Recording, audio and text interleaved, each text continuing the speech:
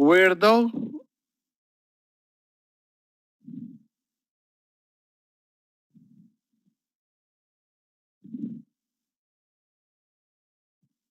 Yeah, one thing you don't want to be caught in NKLA into the last minute, and then the stock you don't want to get caught long, and then the stock gaps down on earnings.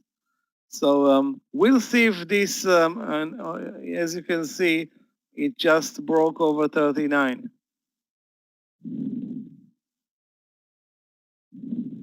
And there are 3 minutes left.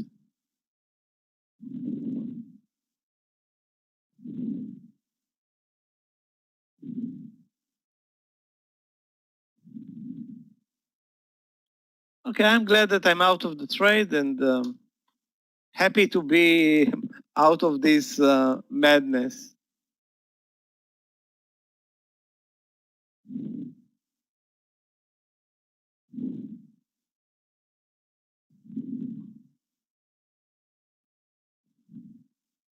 But this madness will continue tomorrow. So everybody that's on board with this trade today or was, tomorrow we continue. Okay, guys, I'm taking a 7-minute break. We start at 4:05.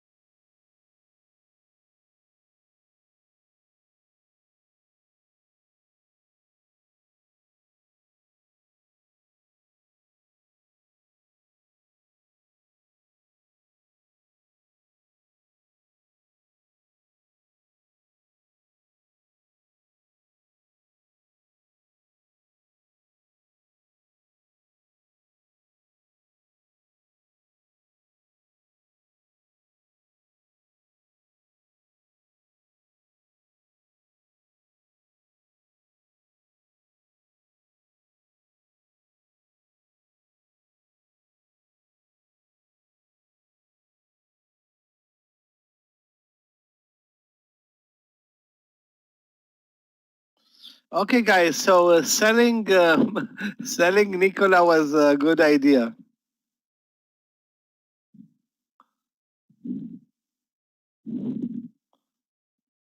Anyway, I hope nobody stayed in this trade. I mean, there was no reason to be in this trade, and nobody knew that it's going to drop on earnings.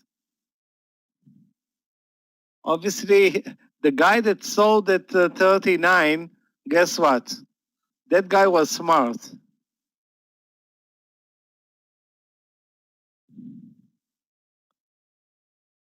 Now it's 36 bucks. I sold it 2 minutes before the close. It would have been a nasty one, down $3. I had 1,200 shares, so no, those guys don't sell by themselves. They have the broker or a broker that's gonna do the job for them.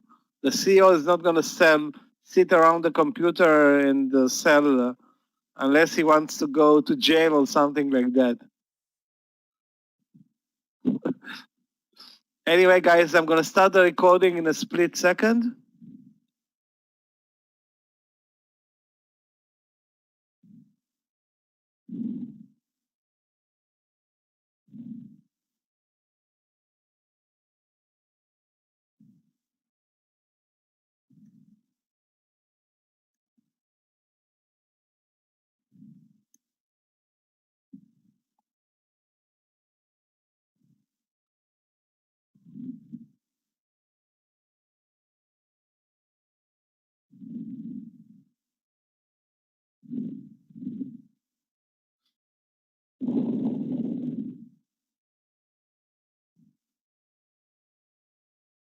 Okay, guys, welcome to day number 2 of the global markets trading course for August 2020. Yesterday, we went to some of the topics that we went to yesterday were the futures markets and the commodities markets.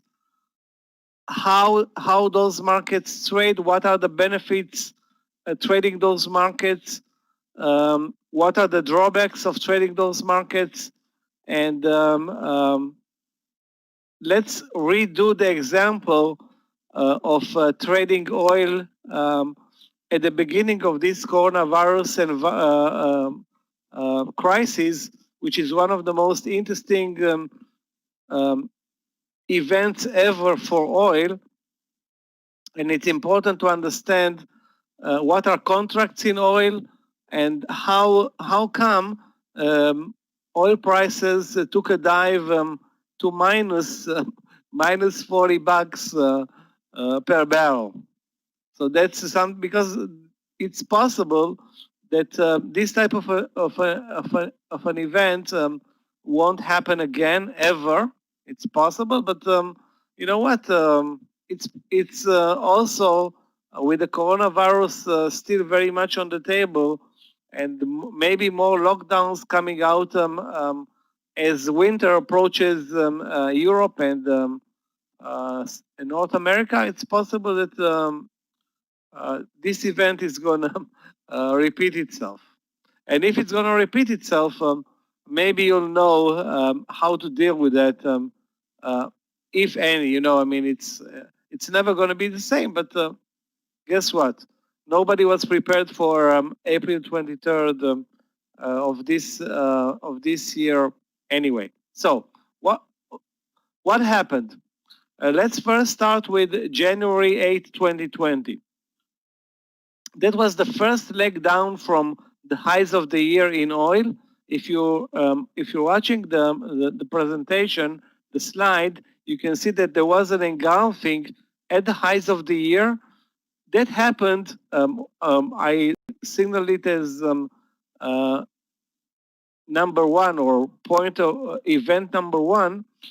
What happened on that day is that the U.S. Army executed Iranian army general that was, I don't know, a terrorist. He was a bad guy anyway, executed, And the reaction in oil was, being that Iran did not respond immediately, was a sell-off. Okay? So that was point number one, and the first engulfing. And those who are going to take the starter the class tomorrow, sorry, not tomorrow, starting next week, then we dig deeper regarding those signals. For example, this type of signal like an engulfing. Again, I suggested those who did not, for whatever reason, participate in the class, sign up and join next week. Anyway, engulfing, that's the signal. The event was the U.S. Army killing an Iranian army general. Okay, then oil trends lower for nearly 2 months. Then event number 2, you can see a huge gap down on the daily. That's in February, and that's this event is Russia and Saudi Arabia getting into dispute over production prices and sorry, not production quotas, and not production prices, of course. And they don't reach an agreement, and they, both Saudi Arabia and Russia, and of course the United States, are pumping oil like crazy, and prices start to dip below $30 per barrel. During the same time, there is already a slowdown in China due to the coronavirus. And then the third leg down, which is, let's put it this way, checkmate, happens on April 23rd. So where is it? Hold on a second.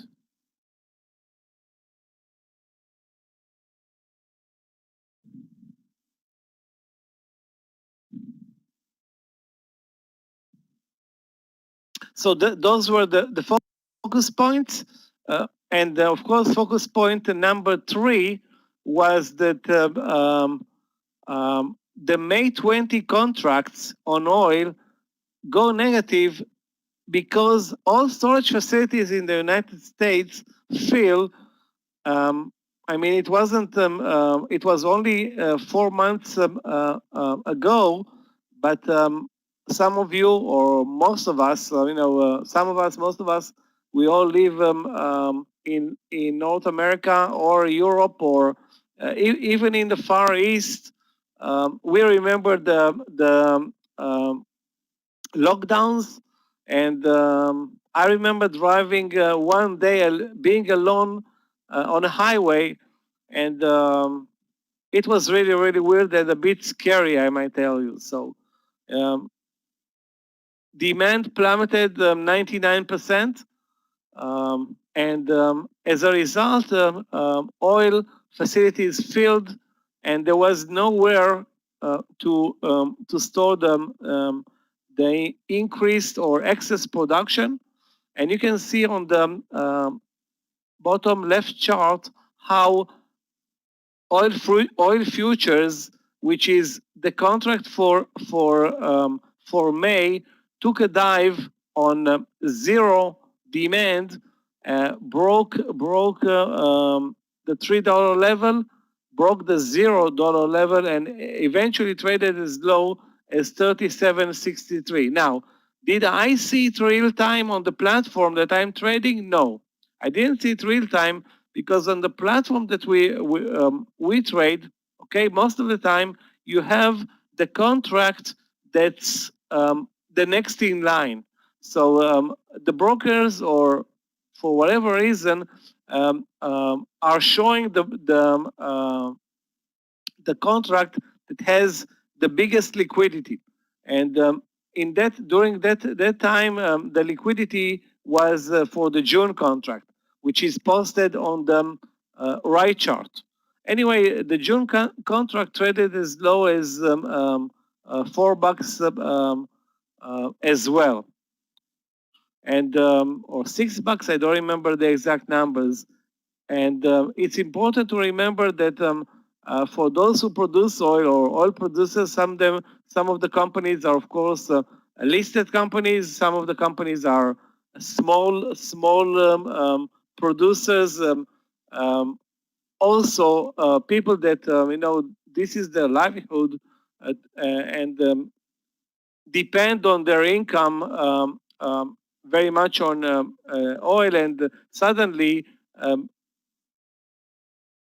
they were getting $68 per barrel in January, and now they have to pay $37 per barrel 4 months later. So this turn of event was catastrophic for many oil producers near term. I hope that with whatever help from the government, some of them recovered and recuperated some of their losses. I think the U.S. government and Trump actually stepped in and was, actually the reaction was very, very, very swift from the U.S. government, because, paying for $37 per barrel that you pay maybe $20, $25 to take out of the ground is, a disaster. Anyway, since then, oil prices recuperated, but remember this event, because guess what? Maybe in 3 months from now, or 4 months from now, this event will repeat itself. And now let's talk a couple of minutes, because this is not really our topic, about oil contracts. Okay. And now you cannot trade them, Shafkat. You cannot trade them on the TFS platform. Okay.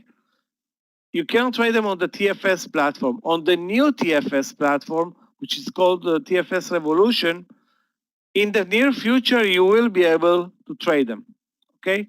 In the near future. Like I said yesterday, I don't know exactly what is the near future, if the near future is weeks, months, or maybe more, okay? They're doing their best to add those instruments to the new platform. On the other hand, you can open, depends, I don't know where you live in the world, because there are so many regulations, and I cannot help you with that. You need to talk to your account manager. You can open UK. In the UK, okay, so that's the European regulation. That's good. You can open a Comex account, not a TFS account, a Comex account, and then you can trade on the MT4 platform, oil, futures, Forex, pretty much everything, okay? You have a Comex account, but you have a Comex trading account. You need a different platform. You need the MT4 platform. You cannot use the Comex TFS platform, okay? Anyway, just talk to your account manager, because I don't want to spend everybody's time. It's a bit complicated, and there are so many options, regulations, platforms. It's a mess. Anyway, let's go back to our presentation. Anyway, the New York Mercantile Exchange is the exchange responsible for oil prices, or for global oil prices, or for oil WTI, that's called Sweet Texas Crude or something like that. Anyway, there are two types of oil, UK oil and US oil. We only deal with, I only deal with US oil. And you can see that there are 4 contracts trading at any given time. And you can see that in this example, you can see that the September contract, September 2020, you can see the volume on that contract. Okay, you can see the volume on the contract, and you can see the price section.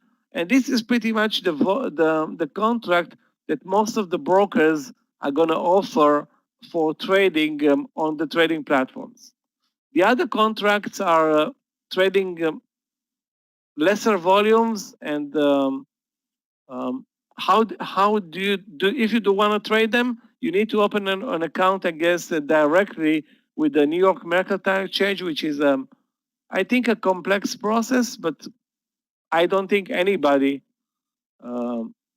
that's not a real professional in the business is going to ask to open a couple of contracts. Maybe you can.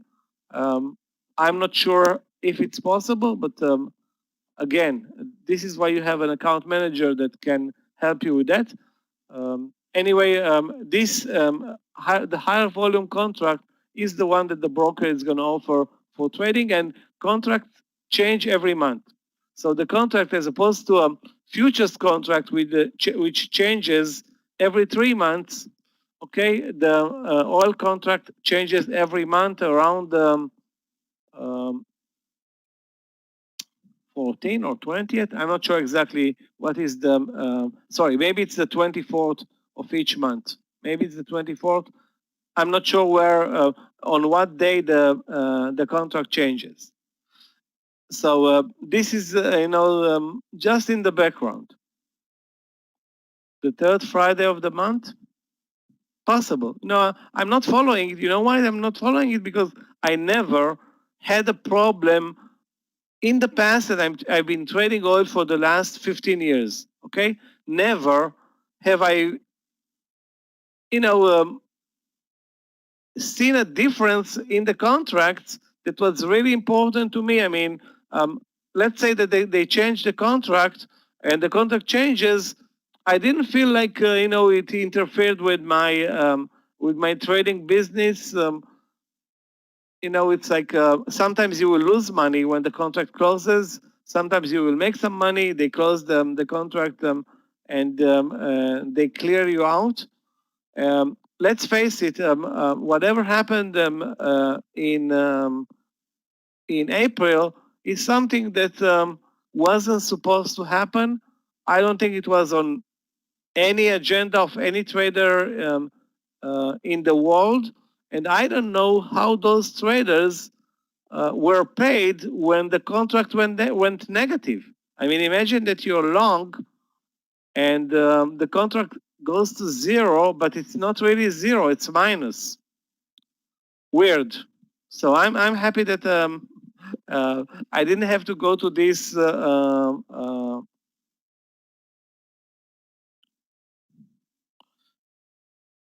yeah, they expire. The Nasdaq futures expire. The futures expire every 3 months.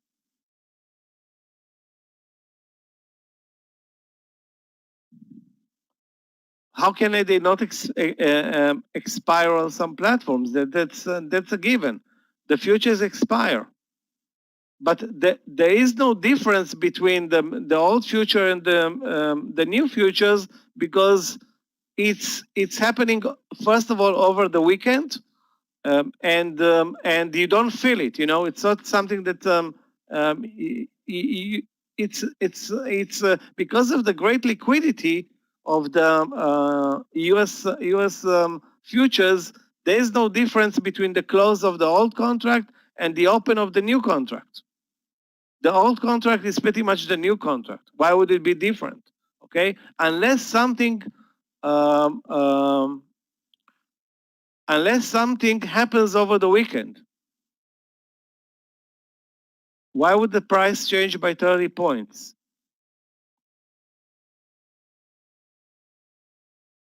Again, if the contract is being closed, so they close you out. Okay, the contract is closed. They close the contract. Maybe some brokers will renew the contract on the new. I don't know. Again, that's a good question, but I don't know how they do it. Really, I don't know how they do it, if they do it, and under which what are the characteristics and the rules and regulation for that. That's a good question, but I don't know how they do it. Okay, I never felt that it was something that. Well, let's put it this way: if they do it in a way that you feel comfortable with it. You don't feel like you lost money or gained money. Of course, nobody's gonna give you a dime, okay? But you're probably not gonna lose money over the change of the contract if the contract is renewed to a new one. Anyway, we have the contracts. If you want to know and learn more about that, you can go to the New York Mercantile Exchange and just type oil contracts or WTI contracts, and you're going to get all the data, and you can spend the weekend happy ever after learning all what it is. All you need to know about oil contracts. But our business is not about oil contracts. Our business is about oil price action and patterns, price patterns. But it's still important to remember that oil changes, the contract changes every month. Now, oil is, this is why I'm coming finally to oil, one of the most aggressive instruments in the futures markets.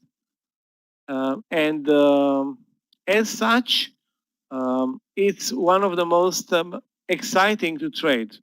Having said that, um, as opposed to futures or Nasdaq, S&P futures, which their normal amplitude or the normal or average daily change is around 1/4% to maybe 0.5%, and a great or a big moving day is going to be like 2% plus, which happens maybe twice or 3 times per month.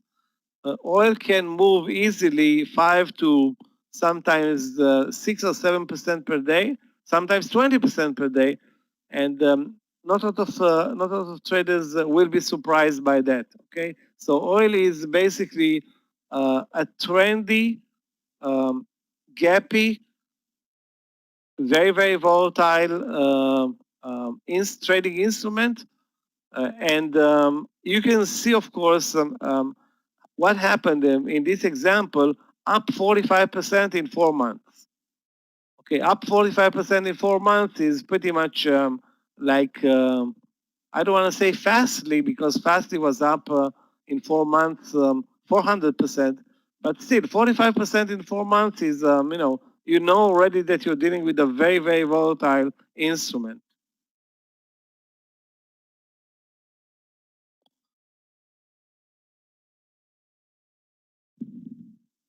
This is an example where we traded, and this trade I think was posted on the Tradenet website. This entry, long 1595 March 3rd this year, 2020, based on this reversal pattern posted in these charts, and you can see exactly how the trade unfolded and the price action, just buying 40 ounces of gold. Again, that was March 3rd.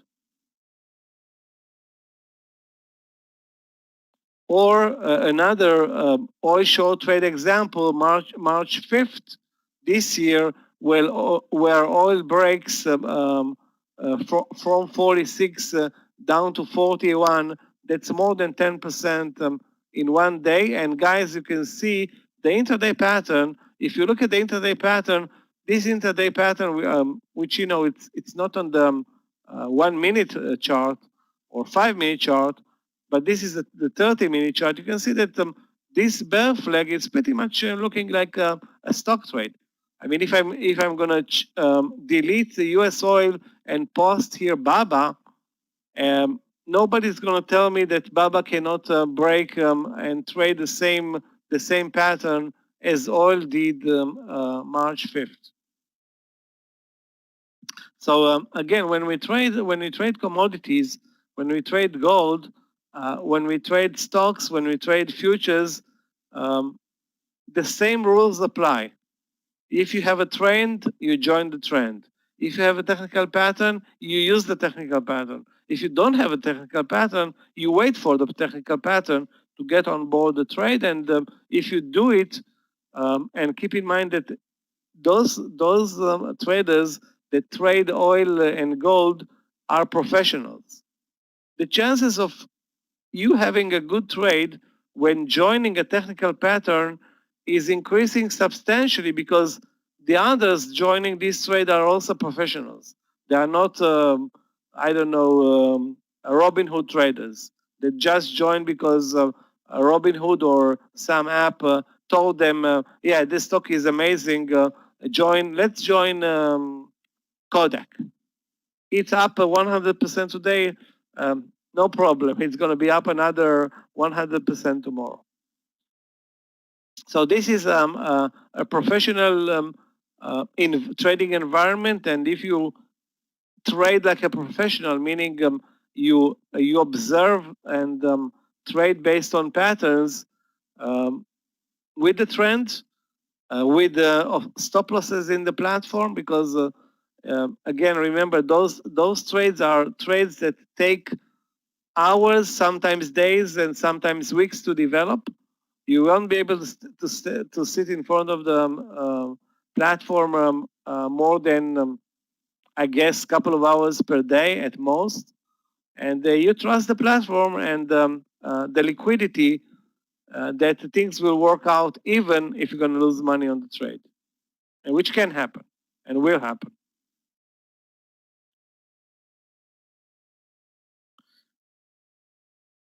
This is again the weekly chart for gold, and I'm gonna move in a split second to today's chart, just to show you how gold has traded over the last couple of weeks. And you can see that in August of 2018, gold prices were 1,200. Today they crossed for the first time ever all-time highs for gold today.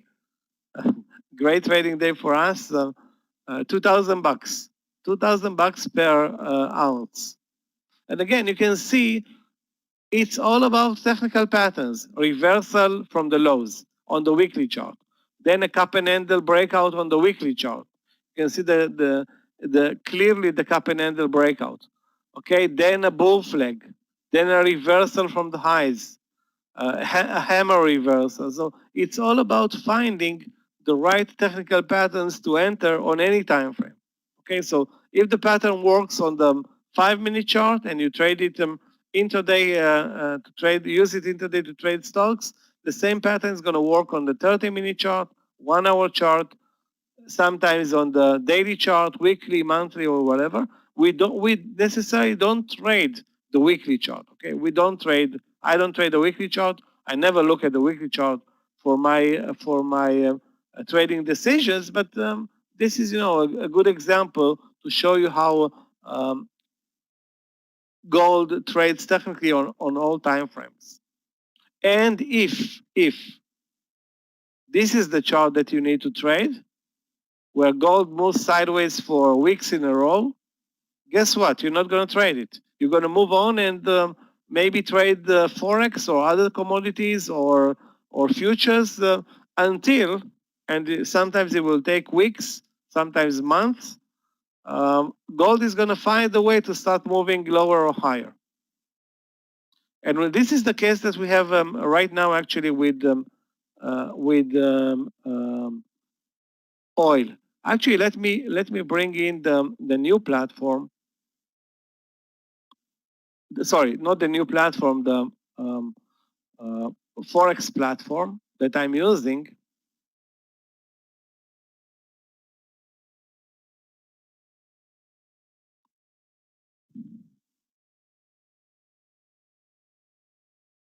Okay. Now let me enlarge one of the charts. Hold on. Let me enlarge one of the charts, and I'm going to show you oil. Oil. Where is oil? This is the chart of oil, guys, on the daily. It will take a minute. You will see it, of course, better in the room. What happens here?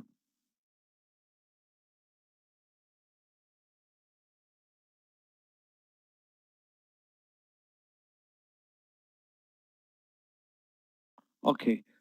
Everybody sees the chart of oil in the room on the top left part of the application. You can see that oil is moving basically sideways for the last, let me see how many months.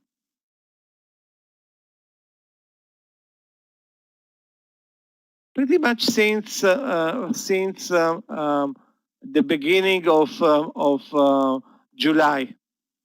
So we have here more than a month that oil is trading sideways between 30, let's see, let's say the lows are 38.50, the highs 42.50. Now, not 6 months, a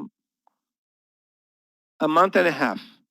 We have a trend, we had a great trend higher from the lows of the year in April, but since the beginning of July, over the last 6 weeks, the price action is mostly sideways. Now, this is a type of market that you look at the daily chart and your decision should be up front.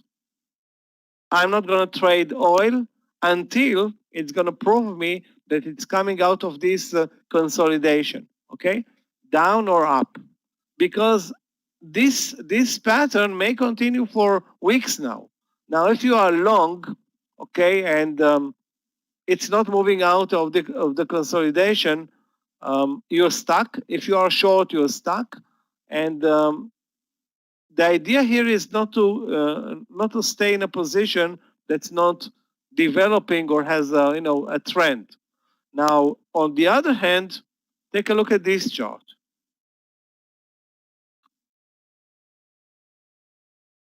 Now, what do you think about this chart?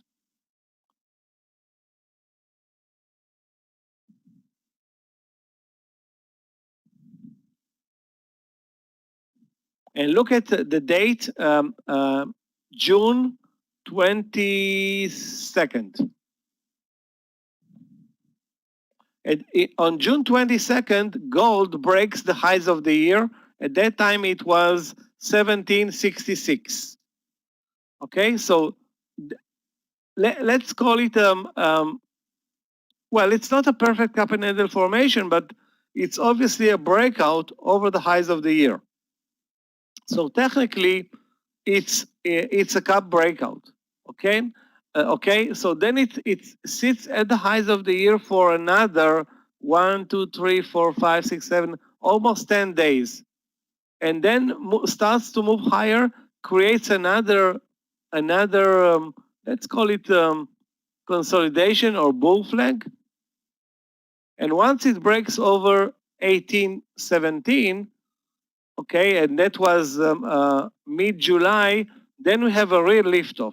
So the oil, gold moves from 1817 to 2017. That's $200. In this case, 10% in 1, 2, 3, 4, 5, 6, 7, 8, 9, 10, 11, 12, 15 days, 3 weeks. 3 weeks, and gold is now at 2017. That's all-time highs. Never, ever has been gold over 2000. You cannot trade right now spot gold because this is the price of spot gold, okay? There is a difference between gold futures and gold spot. On the platform, this is gold spot. The price is gold spot, okay? But basically, you're trading the pattern, okay? It could have been also gold futures. The good thing about gold spot is that there is no contract that there is no expiration here. Okay, this is it. There is no contract here that expires on gold. So this is a commodity that picks up 10% in 3 weeks. Doesn't happen very often that gold picks up 10% every week. Now, gold is one of the best technical players in all of trading. Very, very technical. Um, almost, I may say, no gaps. Although, if you watch this chart, there are gaps, especially over the weekend. But sometimes there are no gaps for weeks in a row. And all you see here is the daily chart in oil, and you can see that once the trend hits, and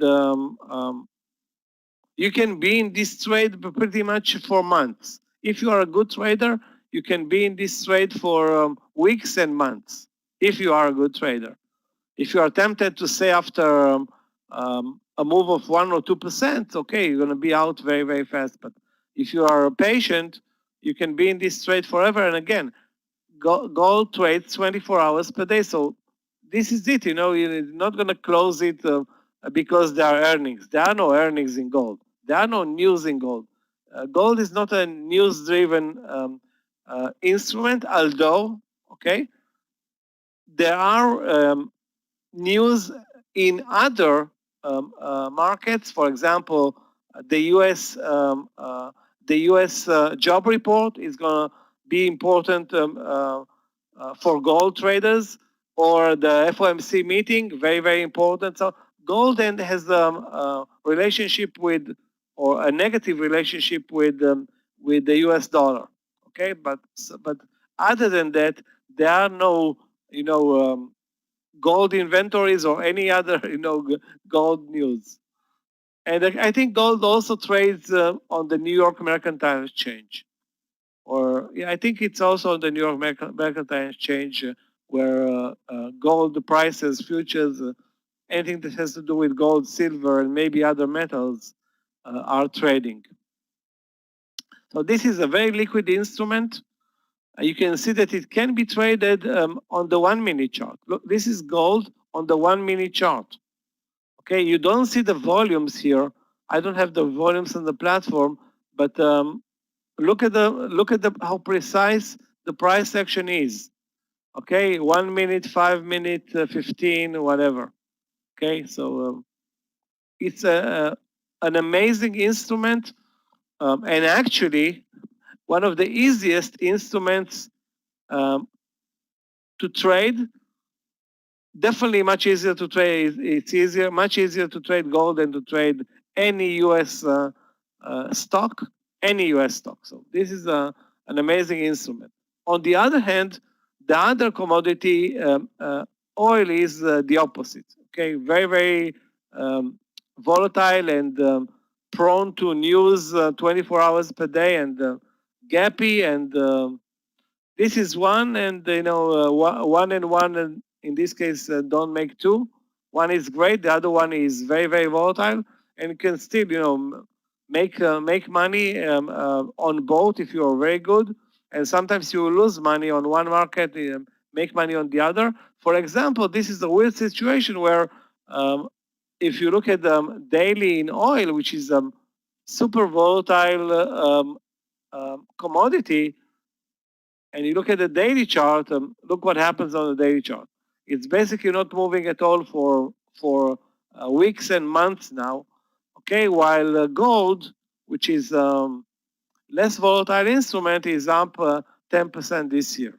However, if we're looking at the reversal from the lows of the year were $6 for oil mid-April, and percentage-wise from 6 to 42, you know that it is up what 600% up from the lows of the year in oil prices, which sounds staggering, but before that, oil took a dive of maybe 90%, not including the zero cases. Okay. Let's move back to the presentation. I just wanted to show you how the real market looks, okay? And the real market looks great, okay? If you're gonna eventually trade them now or in the futures or in the future, gold or oil, as long as you trade, a clear pattern, you're going to have lots of success. Okay, if you're going to trade an unclear market, nothing's going to happen. And an unclear market can go low, can go for sometimes weeks and months. You've seen the example where oil is now moving sideways for 7 weeks in a row. On the other hand, you have the other example where gold is moving up now like crazy, 10% this month. Okay, now imagine you being able to buy uh, 10 ounces of gold and the price goes up $200. On 10 ounces, that's $2,000. And all you need to invest for that is, I don't think maybe $100 of your account. So the return per those $100, per those $100 are 20 times as much. Okay. Again, I'm not going to dig into that right now. So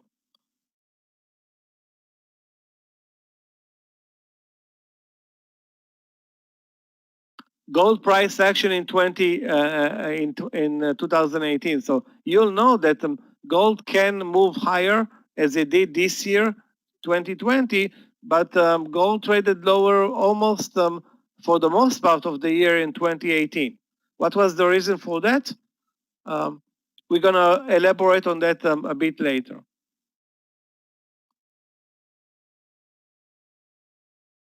And again, we are looking always, when we look at the commodities markets, we're looking at the next hot market. What is a hot market? A market that trends sideways for weeks or months, and suddenly, because of news, because of sudden change of this position in the markets, geopolitical news, whatever you want to call them, Corona, something happens, and investors are now looking for silver. After not caring for silver for years, prices move up in a couple of months or 4 months, 35% after moving sideways for 5 years. Okay, so this is the story of commodities is not an intraday story. The trading that we're going to do is on the intraday, but the story unfolds on the daily chart.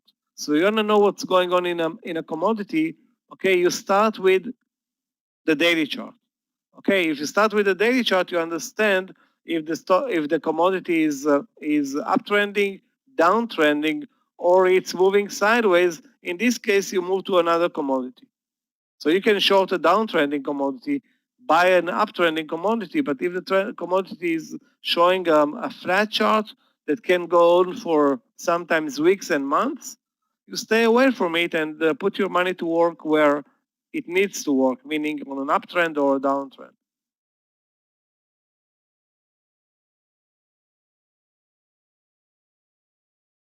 And here you have an example where 4 years, for almost more than 4 years, silver prices are trading between $14, major support on the daily chart, and $19.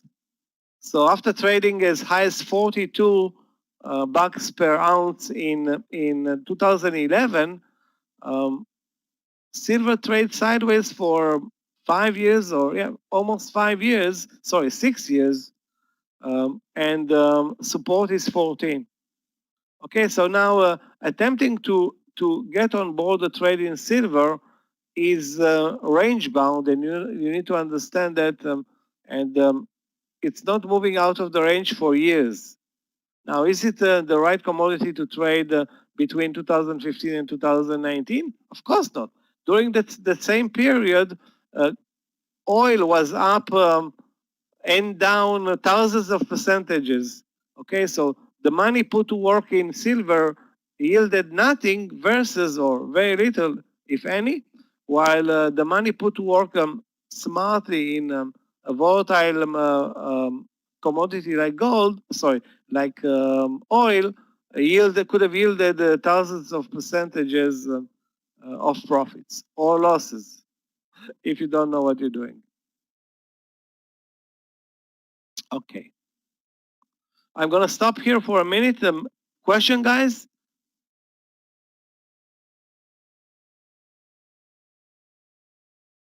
Any questions regarding the concepts? Is it clearer now? What are the concepts of buying commodities?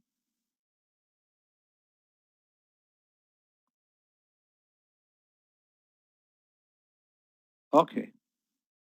Again, it's just the beginning. I mean, I don't expect to be you guys to become experts in 40 minutes of presentation. But it's a start. Now, does this work the same with Bitcoin? Basically, a good analysis will work with any market that has liquidity. Okay. Now, there are Bitcoins that are very liquid, and there are Bitcoins that are uh, not very liquid.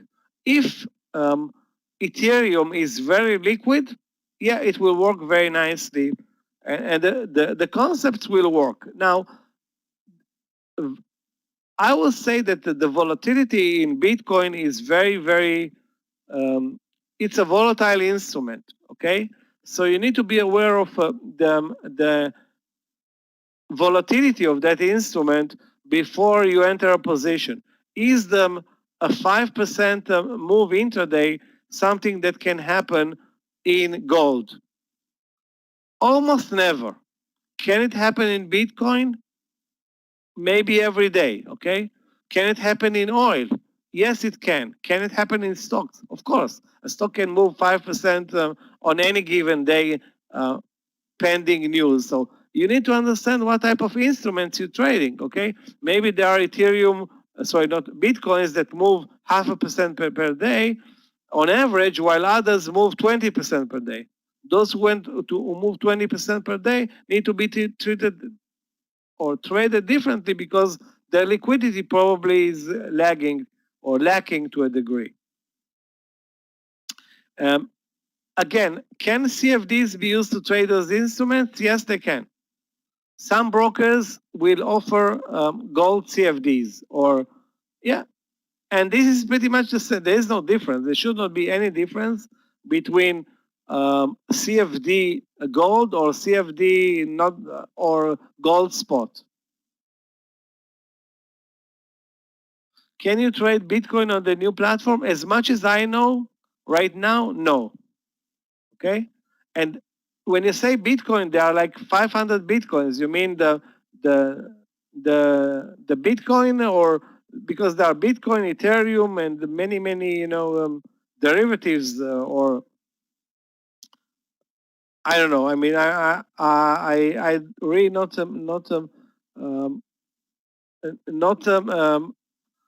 the last time I've traded Bitcoin was maybe a year ago, and I think I traded the Ethereum or something like that once, and that was it. Okay, so okay, great. Let's continue. Again, the concept should be the same. There is no reason for you to trade Ethereum or Bitcoin any different, okay, if you have the same technical pattern, okay, versus gold or oil, pending, of course, pending, you understand the pros and cons of each instrument, because each instrument trades differently. Tesla trades differently than AMD and or AMU or Apple. Okay, so the volatility in Tesla and the price of Tesla makes it, a tough trade versus, I would say, I don't know, Oracle or Nokia. Okay, Nokia trades a range of 20 cents per day and trades 100 million shares. Okay. On the other hand, you have Novavax trades, let's say, 5 million shares. The range is $10 per day, and it's a different. This one is a stock, the other one is a stock, but there are two different stocks from different sectors that trade completely different. Okay, although they are stocks. Both of them are stocks on the same exchange, maybe. But the price action, when you come to analyze it as a day trader or a swing trader, is totally different. So the risk levels are different. Okay, so the commodity, the positions that you're going to buy are totally different. So you need to assume different risk, and it's a different trade. Still, it's the same instrument. Okay, it's a bit complex, just to understand it based on one question. But again, it's something that you practice. It's not something that you're diving in and immediately you're opening an account and start trading. Unwillingly and unprepared. You prepare yourself. This is silver price section for 2018. So it trends lower for months, but before that it moves sideways for months, and not a great price action at all. Platinum, another commodity that's being traded, you can see that at times those commodities can be very, very volatile to the upside and to the downside based on what was the reason why platinum was up for 4 months so strongly and then took a dive? You know what? I don't remember anymore, but you can see that the potential is there. Okay, the potential is there when you trade commodities, because alongside you are trading real investors that are buying and selling huge positions, okay, and they are moving the markets. Again, platinum is not being traded by the mom and pops, okay? Platinum is not being traded by apps like Robinhood. Platinum is traded only by professional traders. Only professional traders trade platinum. And those guys trade based on research, news, technical patterns, basically anything that requires professionalism. Okay, some of them will buy, some of them will sell, but overall you can see that when an instrument is moving up from 1,200 to 1,600 in 3 months, that's 30% in 3 months. You know that there is money to be made. Okay, so there is potential, even if you buy 1 ounce of platinum. Assuming it's measured in ounces, I'm not sure how is it even measured.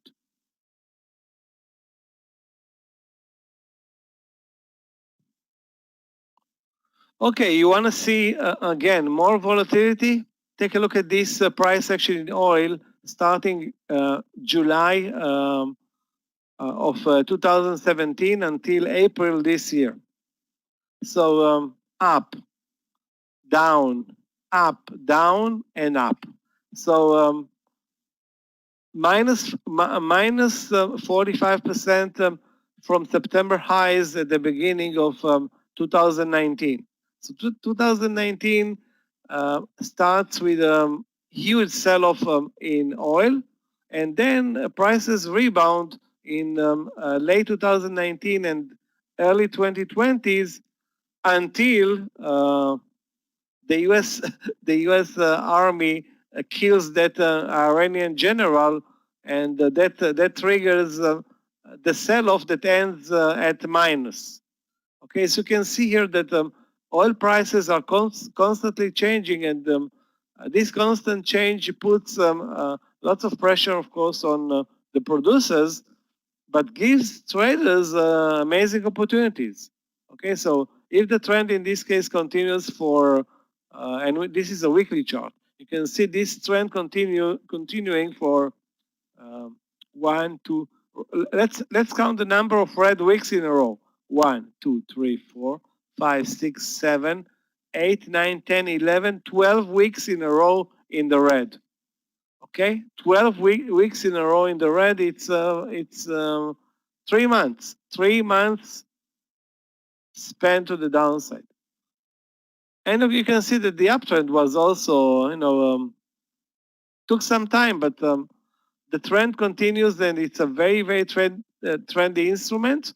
And as soon as I said it's a trendy instrument, now oil is moving sideways for 6 weeks or 7 weeks without almost getting out of range.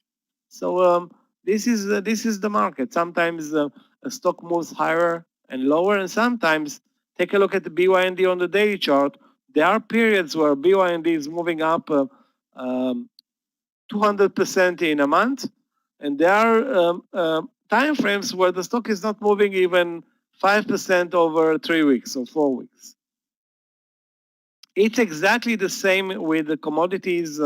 Again, they go through cycles where they are interesting to the market or not very interesting to the market. And yeah, exactly, Ruud. Right now, oil is very uninteresting. The prices go between 38.50 and 41 or 2 for almost 2 months now. Now remember, prices went from as high as 75 to 40 in 3 months. So oil lost 50% of its value in 3 months. And now it's not moving at all. There is no view up is there a view up? Good question, you know. You know what? View up is, you know what? I have to check it. If the view up,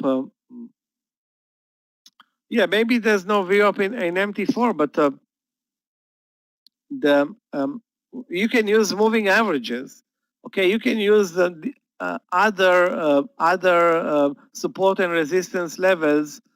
View up is an intraday instrument. That takes into account changes in volumes. Here I myself work with support and resistance that are really clear on the chart. So I'm spending some time trying to find support and resistance levels on the chart. Again, I'm not sure that VWAP is the right tool because here the price action goes for 24 hours. There are some peaks in volume when the U.S. markets is trading. It needs to be checked.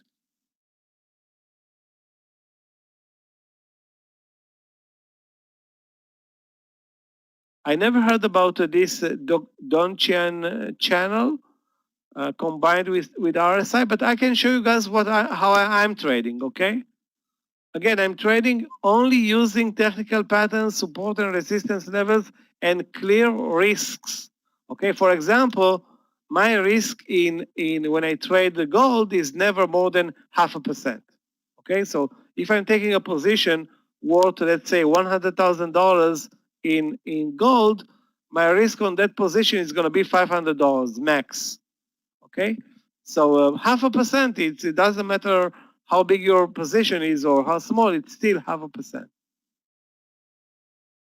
Okay, so now you understand the potential of oil and gold, silver, and some other commodities. This is, and this is of course an intraday example because some of you asked me already, is or are those instruments day tradable? So can I day trade oil? Okay, or can I day trade gold? And my answer is yes, you can, of course. But if you try to day trade oil over the last 2 months, guess what? It's very hard to make money when oil is moving sideways for 4 months, for 2 months. Can you day trade gold when it's moving up $25 per day? Yes, you can. So on a day like today, when gold prices are up $20, of course you can day trade gold. Most of the time you cannot day trade gold. So if you look back at, and we're going to see the gold chart, it's impossible to day trade gold. But from time to time you can day trade.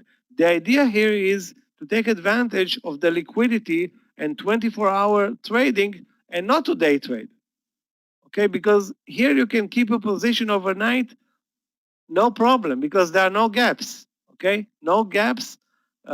Liquidity is perfect. Stop losses execute to the cent. So why would you settle for a move of 3 hours when the move can continue 300 hours? Okay. This is an example where when oil prices are $50, and the idea here, if you look at the chart, was to short this bull flag, short this bull flag at 51.50 or 51.43, taking very, very little risk on this trade and continue the trend lower. And the idea here was, again, technical entries, okay, not guessing anything. You have a bull flag that you want to short. You can, of course, long a bull flag, but again, the highs of the bull flag will be the risk here. In this case, I don't know, maybe 20 cents or 30 cents. And with this 0.5% risk, you move lower 10 times as much. Now, can you trade oil with low risks? Yes, you can, but most of the time you need to take bigger risks. It's like trading Tesla with a $5 stop loss. Can you trade Tesla with a $5 stop loss, which is 0.33%? Yes, you can, but the chances that you're gonna survive a lesser than $5 pullback is very, very slim. So you will need a perfect entry. On the other hand, can you trade it with a $10 to $15 stop loss? Yeah, most of the pullbacks won't be bigger than 1%. When you say, but usually they have a big spread. Who has a big spread? Oil, gold, you mean commodities?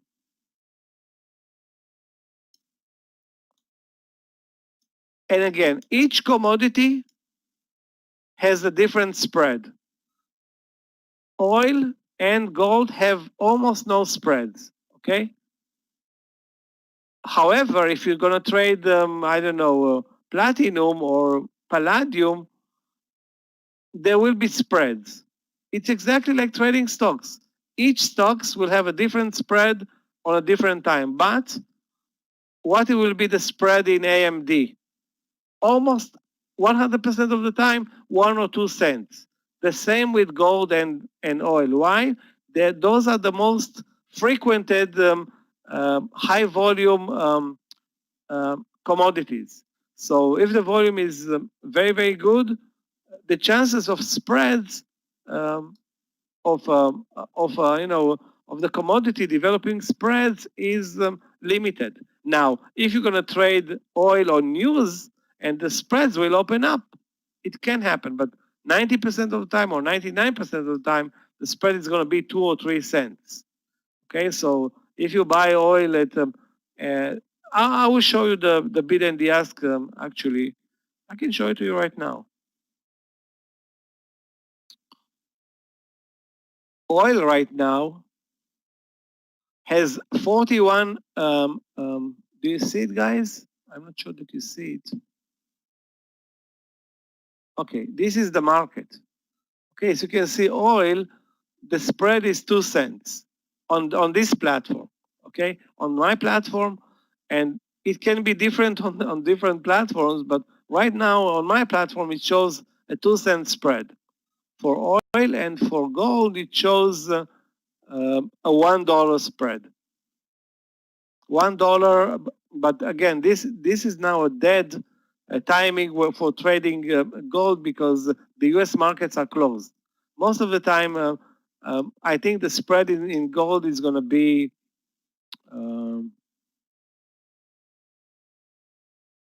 less than half a dollar.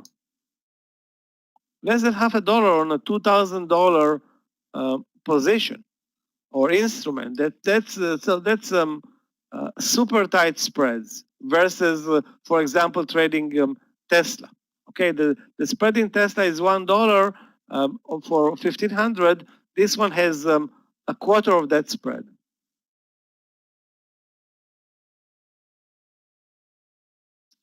Again, you don't day trade those instruments. The idea is to hold on to a position for days, sometimes maybe if you're lucky weeks. So this spread, which amounts to 0.1%. Let's say the spread is 25, a quarter of a percent is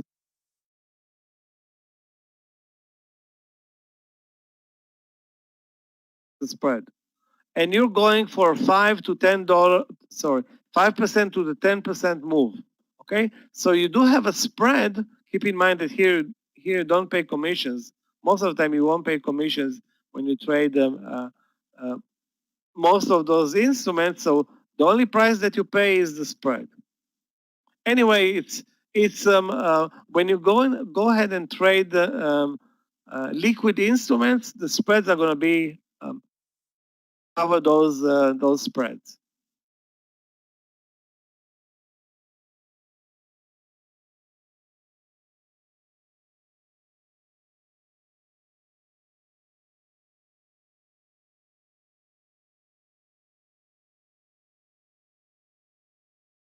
Okay, that's another example. Okay, great. Done with session number 1.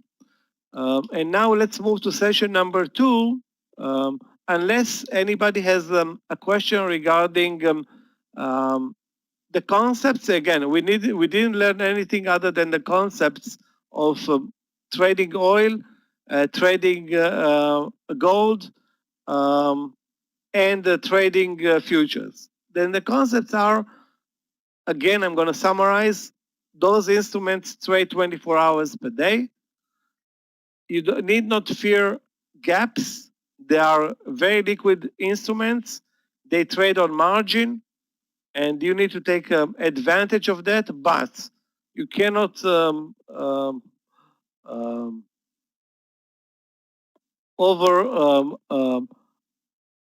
overload your account with huge leverages, okay? Because in that case, the smallest mistake is, and you're going to be out. So you take advantage of the leverage, but you don't let the leverage run your account to the ground just because you took, instead of 100 share position in Tesla, you took 2,000 share position in Tesla.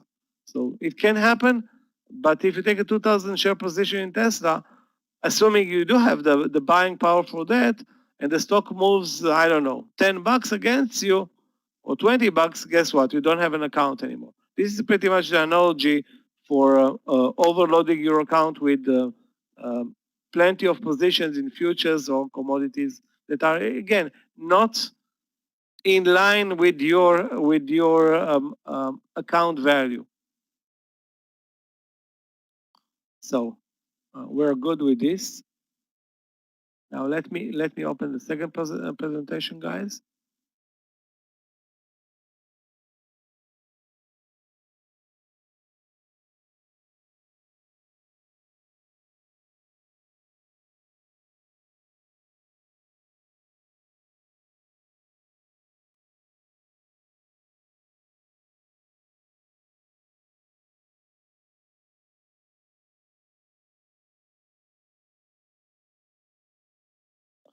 Okay.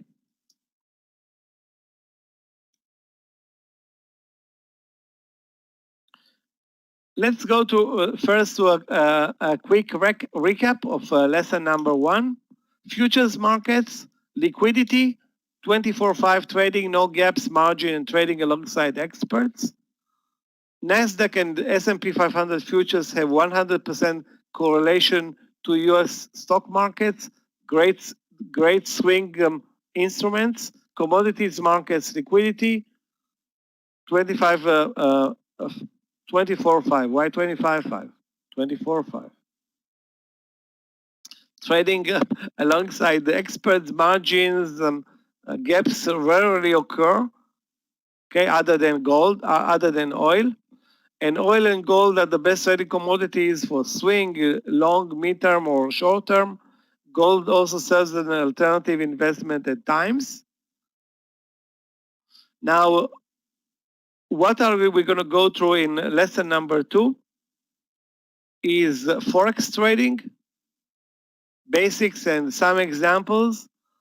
Swing trading, basic in some examples, and candlestick patterns for swing trading, and swing trading strategies and risk management examples and practice. We will need to go over those subjects today and tomorrow. Okay, but we have plenty of time because day number 3 is all about the trading platform, and because everybody in this room is trading already, I don't need to start fresh with explaining you what is a trading platform. I will show you the MT4 trading platform, and you will be a professional trading trader on the MT4 platform in about 30 minutes. Okay, so let's move to the next market that we want to talk about, which is the Forex markets. Which is or which are?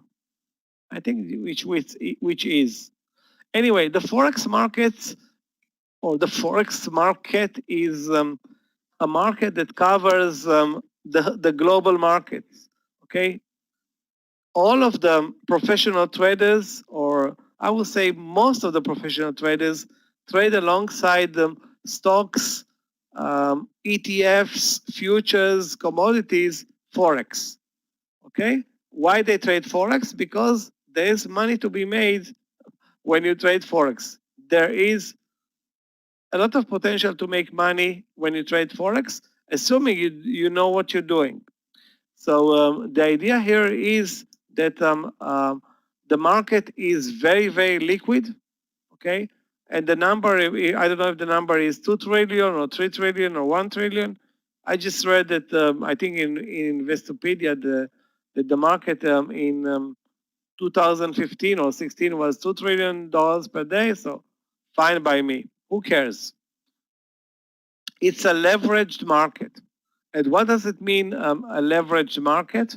Being that it is so liquid, okay, the broker has no problem leveraging your positions, and you don't have a problem leveraging your position. Again, how big the leverage should be, it depends on how aggressive you are as a trader, but there are, of course, some brokers that offer up to 1 to 200 leverage, okay? On the other hand, nobody puts a gun to your head and says leverage yourself 1 to 200. You can easily leverage yourself 1 to 5 or 1 to 10 and be very, very nonchalant and professional about it. Now, if you are a pension fund, okay, how much of the leverage you're gonna use? Maybe 50%, maybe 5%. Depends on, again, how aggressive you are, how big the positions you're going to take, and for how long the positions are going to work. Your strategy, it depends on so many factors.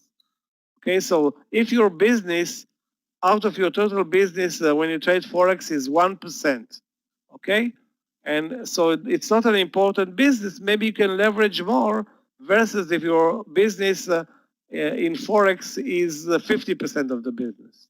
Then you have to risk a lot to leverage yourself. Anyway, for us as traders, day traders and swing traders in the Forex markets, it's important to remember the liquidity is 100% of the time, unless you are very unlucky and you trade news. What the type of news? We're going to see some examples. Okay, but most of the time, 99% of the time, the liquidity is going to be perfect. And the benefits of trading Forex are again, liquidity, leverage, and the 24/5. That's it. You can wake up in the morning, you have nothing to do, you can trade Forex. You're bored at night, you can trade Forex.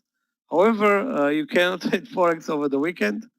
And you can read a lot of reports on Forex over the media free of charge. Okay, so you don't need to pay Bloomberg $2,000 a month for their um, station. I don't remember how they call the Bloomberg station or data station, but it costs anywhere between $1,500 to $2,000 per month. Terminal, they call it the Bloomberg terminal. You can read plenty of data about Forex, good or bad, over the internet free of charge. And you can trade free of charge, which of course is not true because you do have to pay something. Now, that's a very good question that Shafkat is asking. What is the best time to trade Forex? Again, what type of currency you're trading? The Australian dollar, or you are from the UK, aren't you, Shafkat? So if you trade the British pound, guess what? The best time to trade the British pound is 8 in the morning UK time until 4 p.m. UK time, including the news that are coming out in the UK. But if you want to trade the Australian dollar, okay, and you live in the UK, by the time you wake up in the UK, all the banks in Australia are closed. All the traders in Australia are asleep or watching TV. So the volumes when you trade the Australian dollar, according to your time frame, are not going to be the best. Okay, the volumes are not going to be the best, but maybe the technical patterns are going to be better. So when is the best time to trade Forex? Whenever you see that you have an edge versus the market. Whenever the chart is showing you the best technical pattern, this is the best time to trade. And it can be, most of the time it's going to be when the underlying market is not trading. So for example, most of the time, the best time to trade, most of the time, the best time to trade, is it really phrased very clear? I hope it's clear. Most of the time, trading Forex, trading the sterling will be best when the UK markets are asleep. For example, right now or very early tomorrow morning, before everybody wakes up and starts messing around the market. Okay? You will see examples of that. And again, the idea here is for you to find technical patterns that fit your strategy, and this is the best time. If there is no technical pattern, why are you trading anyway? Clear? Most of the time, I will have to say that for myself, I like to trade the markets ahead of news, okay, and prepare myself for news. So it's important to understand that there is no exchange or there is no New York or NASDAQ for Forex. Forex is a global network of buyers and sellers that are connecting through those banks, Citibank, HSBC, the big banks, and the buyers and sellers are conducting their business, buying and selling currencies through those banks. So basically, the managers, although they are not responsible for the trade, are the big banks. Okay, and who's quoting the bid and the ask? Okay, it's not. It's actually the free market. You can go to the bank and of course and request a quote if you want to buy. I don't know. You want to buy $1 billion. You are now Facebook, and you want to buy.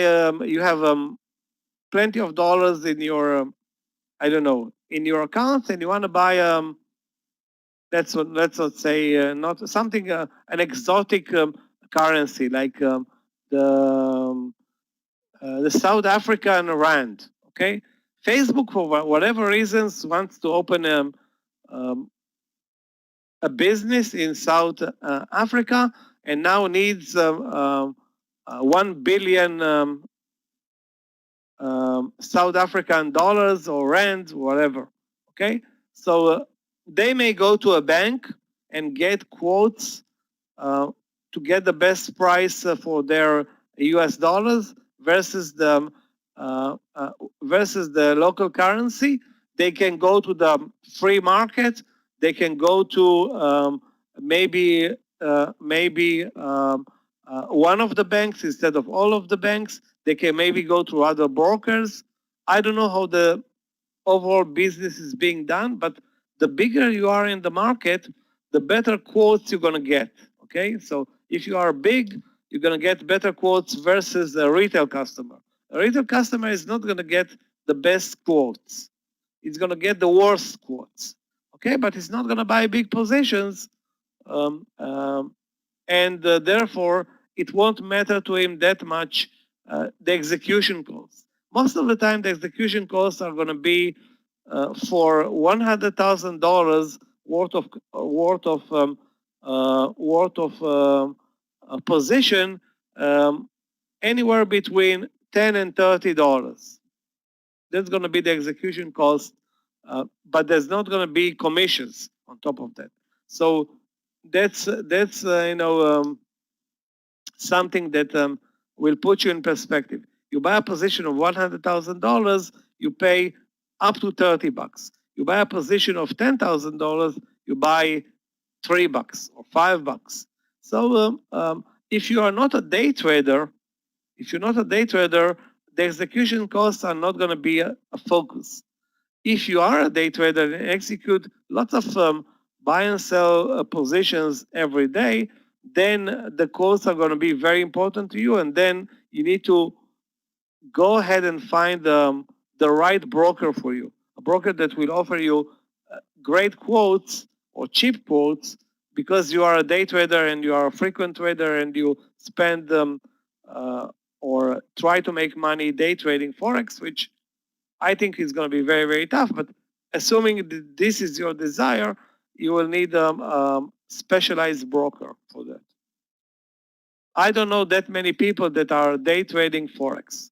If you want to day trade, Forex is going to be a very, very tough market for you. You have a much better chance day trading the real market, meaning the US stock market. However, you can easily swing and take advantage of the uniqueness of the Forex markets, meaning great liquidity, trading 24 hours per day, no gaps, and hold on to positions for days, maybe if you're lucky, weeks.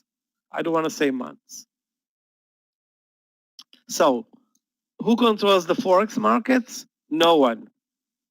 It's an ungoverned market, but the regulations are set to a degree by the big banks. So the big banks are pretty much in charge with the Forex markets, maybe alongside the central banks and maybe the U.S. government. To a degree, the U.S. government is behind everything that goes on that has to do with the dollar, and the dollar is the biggest part. I don't know if it is 80% of the global trade is related to the U.S. dollar. So the U.S. government, to a degree, is behind the forex markets, although it's not responsible for them. Global brokers are receiving orders from their customers. So if you are a customer, you go to your global broker. In this case, let's say it is FXCM or Colmex, okay, and you send in your order. And Colmex goes to the bank, okay, and gets the quote for him. And because you are a small customer for Colmex, is going to give you a lesser quote or less. The price for the quote is going to be higher versus the price that he's going to get. He's going to make some money of by executing your position, and this is how he makes money. And you're going to be happy because the execution is very accurate, on time, and relatively cheap to you. So that's pretty much how the forex markets work. There are no commissions in the forex markets, although you can have a program where you trade with very, very tight spreads and you do to pay a small commission. So again, I'm not going to get into that. That's something that's not very interesting to us right now. Now we try to understand how the forex markets work. So global brokers are receiving orders, and they send the orders to execute versus the quotes that are provided by the banks. Okay, so the banks are providing quotes for brokers, providing quotes for huge investors. They provide different quotes for governments. Everybody has a different quote. Okay, if you are a big broker, you're going to get better quotes versus a small broker. If you are a big government, you're going to get a better quote versus a small government. Okay, so the bigger you are, probably the better the quote that you're going to get. If you buy more foreign exchange or more currencies, most likely that the bank is going to offer you better rates, or the cost of execution is going to be lesser to a degree. Again, global for us as retail traders or personal traders, or what the market considers as a non-professional trader. Global brokers, they control our executions, commissions, spreads, and quotes. So I cannot go to Goldman Sachs and say, okay, Goldman, I have 10,000 bucks here, $10,000 here. I want to open an account with you and trade Forex. It's not going to happen. They're going to say, okay, you want to open an account with us? Deposit maybe 50 million. Okay, I don't know what is their minimum. Okay, so it's not going to work for me. Sorry about that, but it's not going to work for 99.9% of retail traders. Now, you want to open an account with $2,000, you're not going to go to a bank. Okay, you're going to go to a broker like Colmex or FXCM, and those are the guys that are going to serve you right, give you customer service, teach you how to trade the platform, how to make money, if you can, and basically this is their business. Okay, to cater to the retail customer. Question, guys? We're doing actually very well with time today, I feel. No questions? We're going to take 5 or 7. It's up to you. The first number wins, 5 or 7.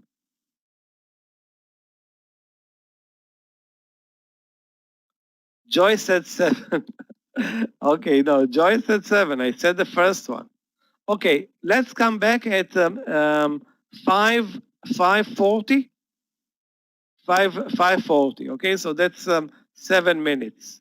5:40, and pick up from there. Again, if anybody has a question, feel free first to ask here in the room. If you later will have a question later, you know my email. It's michael.o@tradenet.com. And remember, this session is being recorded as well. So let's take 7, and again, prepare any questions that you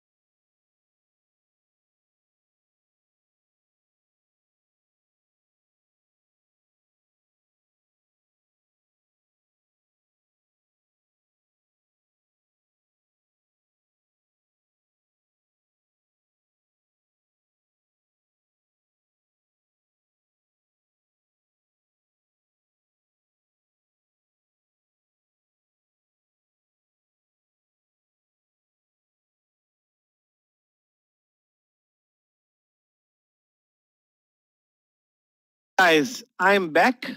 Now, questions regarding opening Comex accounts and everything. I'm not the guy to answer you regarding that. And you have your account manager. I'm sure that anybody here has an account manager that he's in touch with, and this is the guy that's going to give you all the information. Now, remember, um, Meir is trading a different platform that I am trading. He's trading the new TFS platform, okay? And I am trading still the old TFS platform. I also have the new TFS platform as well. Scott is trading the old TFS platform. And on top of that, you have the Colmex platform, which is a bit different, okay? A bit different with different leverages. And on top of that, you have the MT4 platform. So if you want to trade Forex, only Forex and commodities, you need the MT4 platform. If you want to trade stocks, you need either a funded account or the the Comex platform. Again, I'm not gonna go into that because it's gonna take us a lot of time, and I'm not sure how things are working 100%. But the guys that are responsible for that are those account managers. So again, it depends. You start first where you define what you want to trade, what market. Assuming you want to trade the U.S. markets and you don't want to trade the funded account, then you have the Comex platform, which is exactly like the TFS platform. U.S. markets, David. Yeah. Okay. So I assume that you can trade only the TFS platform and you can't trade the new TFS platform, but maybe I'm wrong. Okay, so this is why you need to check closely with your account manager, and it's going to give you all the information about that. Okay, so it's a bit complicated, but this is trading is complicated. There's no way to work around it. In the future is going to be less complicated. Hopefully, in I don't know 3 to 6 months, but right now it's a bit complicated. Where you have like 3 trading platforms overall. Okay, so let's move on. What are the forces that are moving? Okay, the the forex markets. Obviously, the biggest influencer on the global forex markets, one person. If we're talking about one person, that's the biggest influencer is of course Trump. Okay, the U.S. Central Bank is, or in this case, the Federal Open Market Commission, which is in the U.S. the central bank and responsible for the dollar interest rate, is the most important influencer on the global trading in the forex markets. Then we have the central banks of England, Japan, the central bank of the European Central Bank, Bank of Europe, or I forgot the real definition for that. And we have, of course, the Central Bank of Australia and other important participants in the markets. But the biggest ones are, of course, the Bank of Europe, or the Central Bank of Europe, the Bank of Japan, the Bank of England. I think those are the big 3. Also, we have also, of course, the mid level, like the Swiss National Bank and the Bank of Australia, and maybe I missed 1 or 2. And of course, we all miss the second most important economy in the world, the Bank of China, but because the Chinese want to have, they always want to be different, and they have a different type of economy where their currency is being fixed. Guess by who? By them. They fix their exchange rate according to what fits them, and it's not traded over the free market. So the Chinese yuan rate is fixed by the Chinese Communist Party. This is why its value is totally, I don't want to say unreal, but it's not put up to the market test. The Chinese government or the Chinese Communist Party decides that the value of the yuan is, I don't know at this point how much is it, but let's say if it is 10 cents per yuan. Okay, this is it. Nobody can argue with them, definitely not inside China. And their interest is that the yuan is going to be very, very cheap. So their exports are going to be very, very cheap, and they will be able to produce more and have full employment to a degree where everybody in China has is working and producing for everybody in the world. And if it comes at the expense of employment in other places, so be it. Anyway, this is not none of our business. Our business right now is to understand what are the forces moving the FX markets. And the biggest force, I hope everybody understands by now, is Trump and the U.S. Central Bank slash the FOMC slash the Federal Open Market Committee, which is the Central Bank of the U.S., which is responsible for the dollar interest rate. And if the dollar interest rate is one of the most important numbers for the global economy. Right now it stands at 0.25%. 0.25%, that's the interest rate in the US. Okay.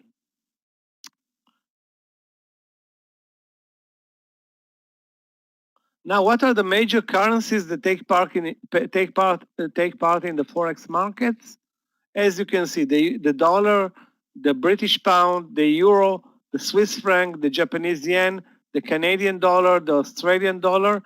This is a mistake. It should not be the New Zealand dollar. It's the Swedish krona. It's not the NSD. I'm going to delete it, and it's going to be the Swedish krona, the majors. The minors, which are the less important economies, are going to be the Mexican peso, the Danish krone, the Turkish lira, I think, the Czech whatever, the South African rand, and many others. So most of the time when we're going to trade, okay, we're going to trade majors. Why are we going to trade majors and not minors? The reason for that is that the liquidity when we trade majors is far more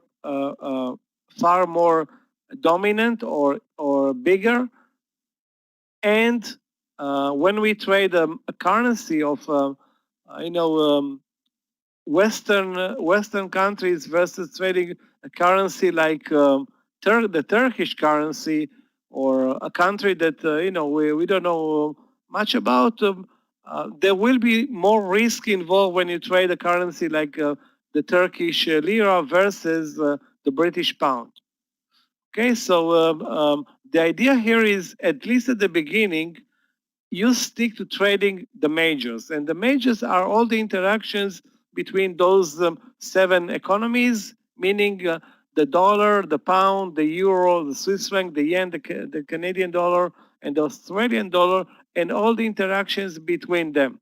Now, you want to trade the US dollar versus the Mexican peso, okay, go ahead and trade it, but it's going to be less liquid, Probably the quotes are going to be farther apart, so you're going to pay more money on spreads, and the overall risk on the trade will increase because you trade a major versus not such an important economy, and it will be hard for you to follow the news on that economy.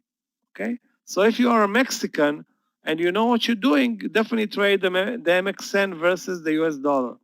But if you are a European and you know nothing about the Mexican economy, the news related to the Mexican economy, why bother with that?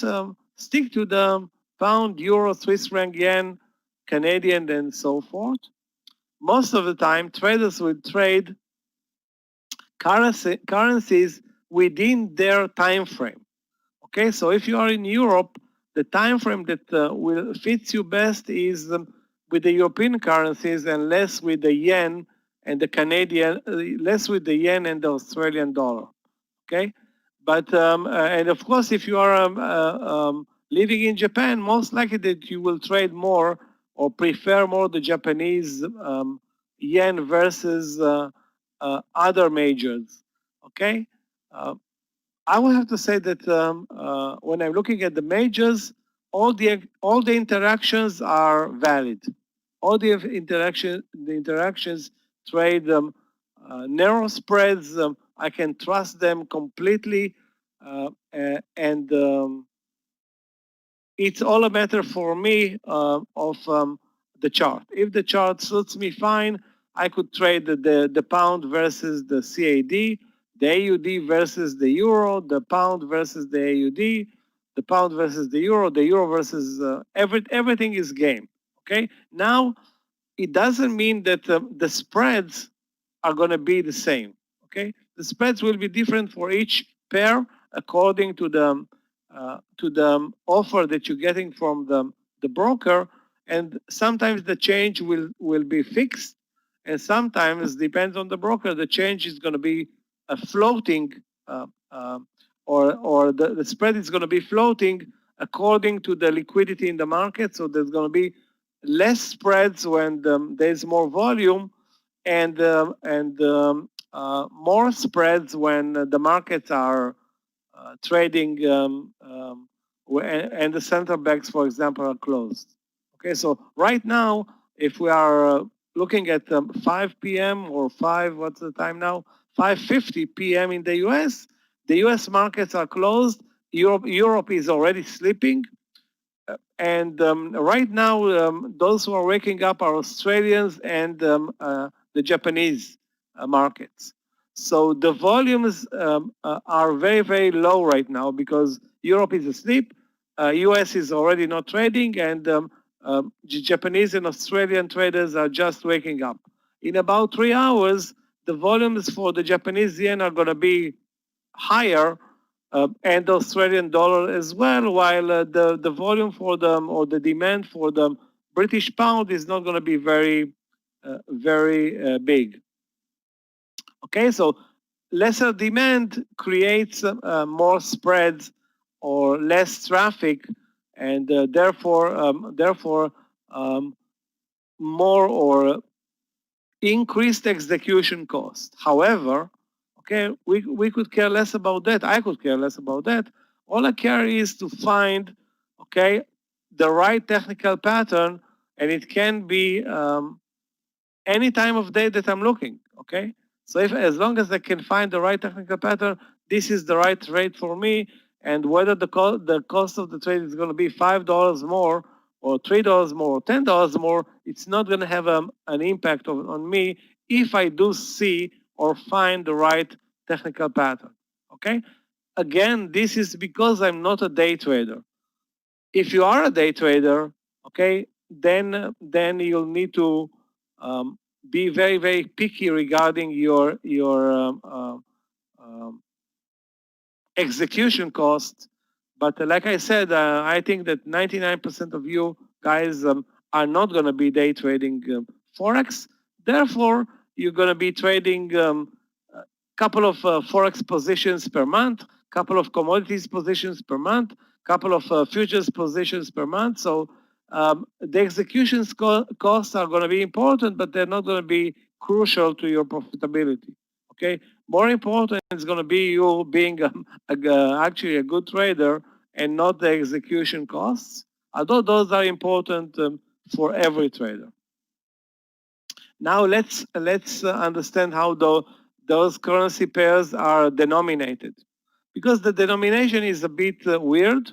Okay, when the Euro USD rate is 1.1160, okay, it means that you will pay $1.1160 per 1 euro, and everybody knows what 1.11 dollars per euro means. It means $1.11. What about the 60 after the 11? The fourth place after the dot, the fourth decimal place after the dot, it's called the pip, and the denomination in forex is based on the pip. So it's a more accurate definition of a quote versus the cent quote. When we go and buy milk, and milk costs $1.32 per gallon, that's the denominator is the cent. But let's say you go into 7-Eleven, and the guy tells you it's not $1.32, it's $1.3274. I mean, you're not going to understand what's going on. You think it's a joke, and he's going to say, yeah, we are charging by the pip right now. Of course, it's not going to work because you don't have the ability to pay him. But let's say you had the ability to pay him, then you have no problem with that, assuming the world is going to go into all electronical marketplace in, I don't know, 50 years from now. Probably this is going to be the quote. Okay, even if you buy a carton of milk. Anyway. Nothing changes here. Instead of using the cent, we use the pip. Okay, and pip is 4 decimal places after the dot. Nothing changes. It's the same concept as the cent, only more accurate. So GBP USD 1.3 means you pay $1.3 per 1 British pound, and AUD USD 0.7649, it means that you pay $0.7649 per 1 Australian dollar. That's what it means. Okay, being that in forex the amounts or the exchange that takes place is relatively large, the 4 decimal place is not a burden on the guys trading forex. It's a bit complicated at the beginning, but let's face it, when you're buying a $100,000 position in forex, meaning you're buying 100,000 euros, okay, and the rate is 1.1160, it means that you're buying basically $111,000 and 600. So yeah, it needs to be more accurate, and this is how the markets are working right now. Although on some platforms they already have the 5th decimal place after the dot, and then it gets really weird, and I'm not going to dwell into that. Okay, I'm just going to deal with the pip, which is the 4th decimal point after the dot. Hope it was clear, guys. Again, it's just a matter of definition. Instead of using only cents, here in the forex markets, they use also pip, the concept of the pip, which is the 4th decimal place.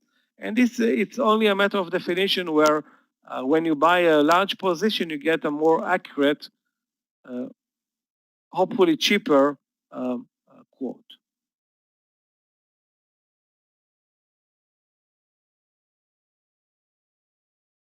What are the biggest 4 pairs? Okay, and I suggest that anybody that will start at one point to trade forex, start with bigger, than the big 4. Okay, the big 4 are of course the Euro USD, the GBP USD, the AUD USD, and the USD JPY. Okay. Now, some people will say, okay, the AUD USD is not in the big four. Maybe it's the USD CHF. Okay, then if you agree, bring in the USD CHF. Okay, the idea here is to trade the majors. Remember, those are the seven important economies in the world. Trade liquidity, and those forex pairs are very liquid. Trade known markets where you know exactly what you're trading. You know when news are coming out. You know you have a better knowledge of that market, and if one of the markets is trending higher and the other four are trending, the other three are moving sideways, you know already which market to pick. So if you're looking at the big forex pairs over the last 3 months, you can see that the trend in the Euro USD is higher. So the euro is getting stronger versus the dollar, and it's breaking higher, moving higher. The trend is amazing. The same goes for the AUD USD. However, if we're looking at USD JPY, it's moving mostly sideways. So why trade the AUD JPY if you can trade or buy the Euro USD or buy the GBP USD? Sorry, the AUD USD. And of course, the GBP USD also looks a bit different. Anyway, the idea here is that you start with one or two forex pairs and then expand. And of course, you trade only the technical patterns that suit your trading strategy. Okay, so if you have already a trading strategy that works for you as a day trader, you can easily, let's say, copy or transpose, transfer this strategy into Forex, and instead of trading a chart that where you look at the 2-minute chart or 5-minute chart, now you're looking at the 30 or 1 hour chart. Okay, so the only thing that changes is the time frame. Okay, because in the US markets you trade 6 hours, in the Forex markets you trade 24 hours. But the concepts are the same. Nothing changes in the concept. You want to buy strength and sell weakness. You want to buy a technical pattern. You want to take lesser risk on any trade if possible, and you want to maybe hold the position overnight, because here in the forex markets you don't have the risk of gaps or nasty stuff happening overnight.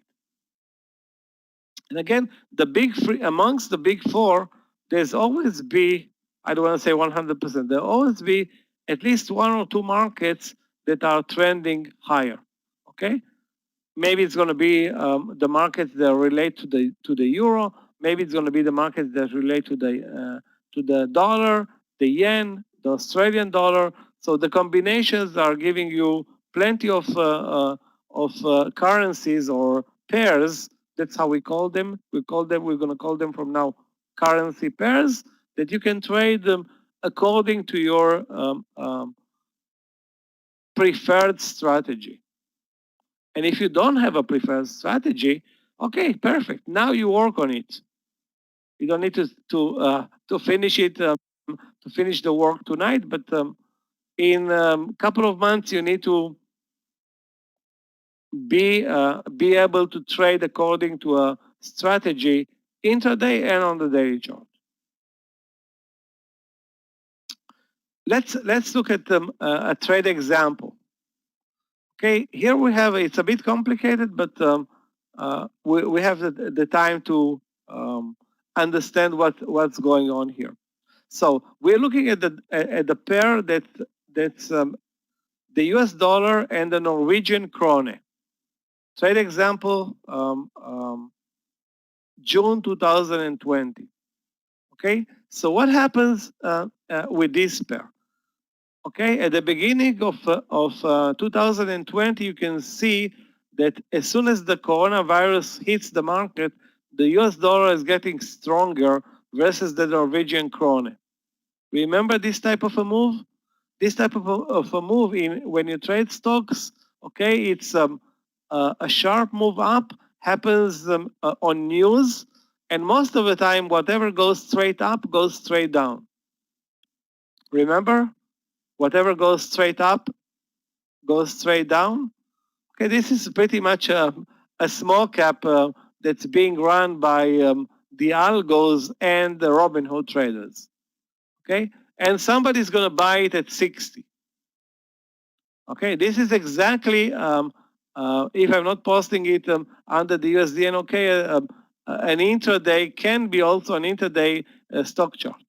Anyway, maybe also, what was the symbol? Kodak. All right, but this process takes some time. In this case, 1, 2, 3, 4, 5, 6, 7, 8, 9, 10, 11, 12, 24 days to the upside, and then pretty much the same time frame to the downside. You can clearly see the V-shaped reversal. Anyway, this is the US dollar getting stronger when there is panic in the markets following the coronavirus, and then the trade unfolds, and after breaking the 10 to the upside, okay, the USD NOK trades back to the 10 level and sits at the 10 level for about a month, okay? And then, for some reason, obviously a smart call, Goldman Sachs downgrades the US dollar and says on June 1st that they like to short the US dollar versus the Norwegian krone, okay? And they think that the target for this trade is 875. Okay, that happens June 1st. June 1st, Goldman Sachs, which is a stock analyst, but they have the guys that analyze also Forex, is coming out, and this is not something that was delivered to me. It was all over the news. I took this piece of news from, I think, CNBC, or I don't remember exactly where from. Anyway, they say, let's short the US dollar versus the Norwegian krone and make money. Okay, and the target is 875. And they give you also a stop loss, 1025. And this is when the pair trades around the 987 level. So they say at 987, stop loss is going to be 1025, and target, what is the target? 875. Clear so far, guys? So the trade is clear. Goldman Sachs says short the USD NOK, which in this case means buy the Norwegian krone versus the pair, the US dollar. You have the entry point 968. You have the stop loss 1025 and the target 875. So it can be a small cap. Let's short stock ABB at 968, stop loss 1025, target 875. Nothing changes. Everybody's okay with that?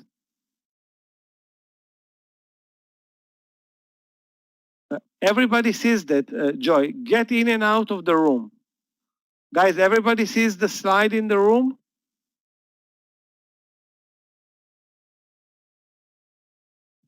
Everybody sees the slide in the room? Okay. So Joy, get in and out. Go all together outside of the room and try to come in. There are some issues with the Webinato aftermarket, after hours.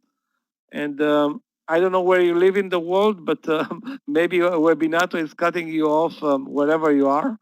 So hopefully refresh and you'll be fine coming in.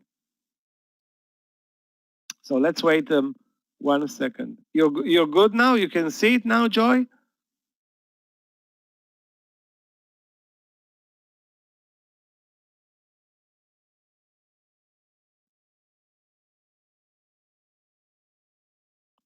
Okay. So everybody's okay with the concept of this trade? If you're still not thinking in concepts of Forex, think of it of a small cap trade. Okay, all the data is on the table. The entry point, the stop loss, and the target. And this is Goldman Sachs. Now, instead of dealing with a stock that can perform this type of a move maybe in a day, Forex takes some time, okay? Because the movement in Forex is not very aggressive, and we're going to elaborate it on that a bit later, I think, today. So this is the June 1st. This is the trade that was posted, okay? 968 short. And I traded, I don't remember where I entered this trade. I think I entered it a bit later or earlier. I'm not sure. I took this trade. I was in this trade.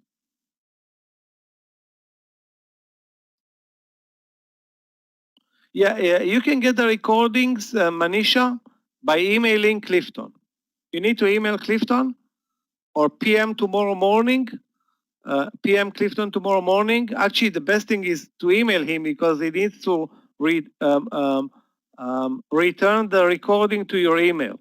Okay, he cannot deliver to you to this trading room. So just email Clifton. It's clifton.casida@tradenet.com, and he's going to do it for you. Anyway, this is the trade, guys. June 1st. Okay. Keep in mind, when you trade Forex, things are moving in a different pace versus trading stocks, okay? Now it's clifton.casida. Let me write it down again.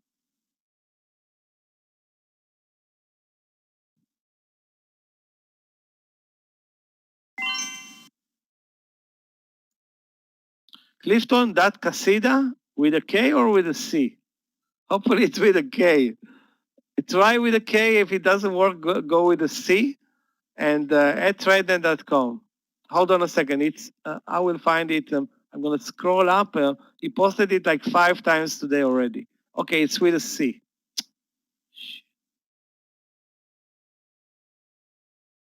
Hold on a second.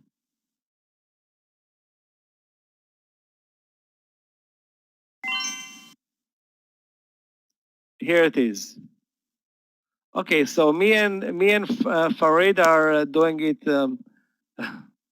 Okay, great.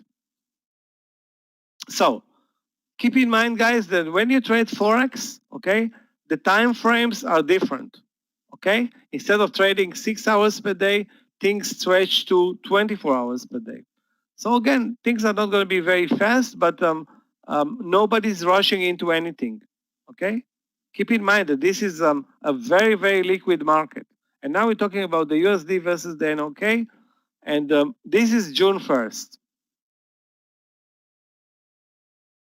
And all you're seeing here is the one, let me go back. This is the 1 hour chart, okay? I can post here, of course, the 5-minute chart, the 10-minute chart, the 15-minute chart, but when you trade Forex, you will normally trade either the 30 minutes or the 1 hour intraday and the daily chart.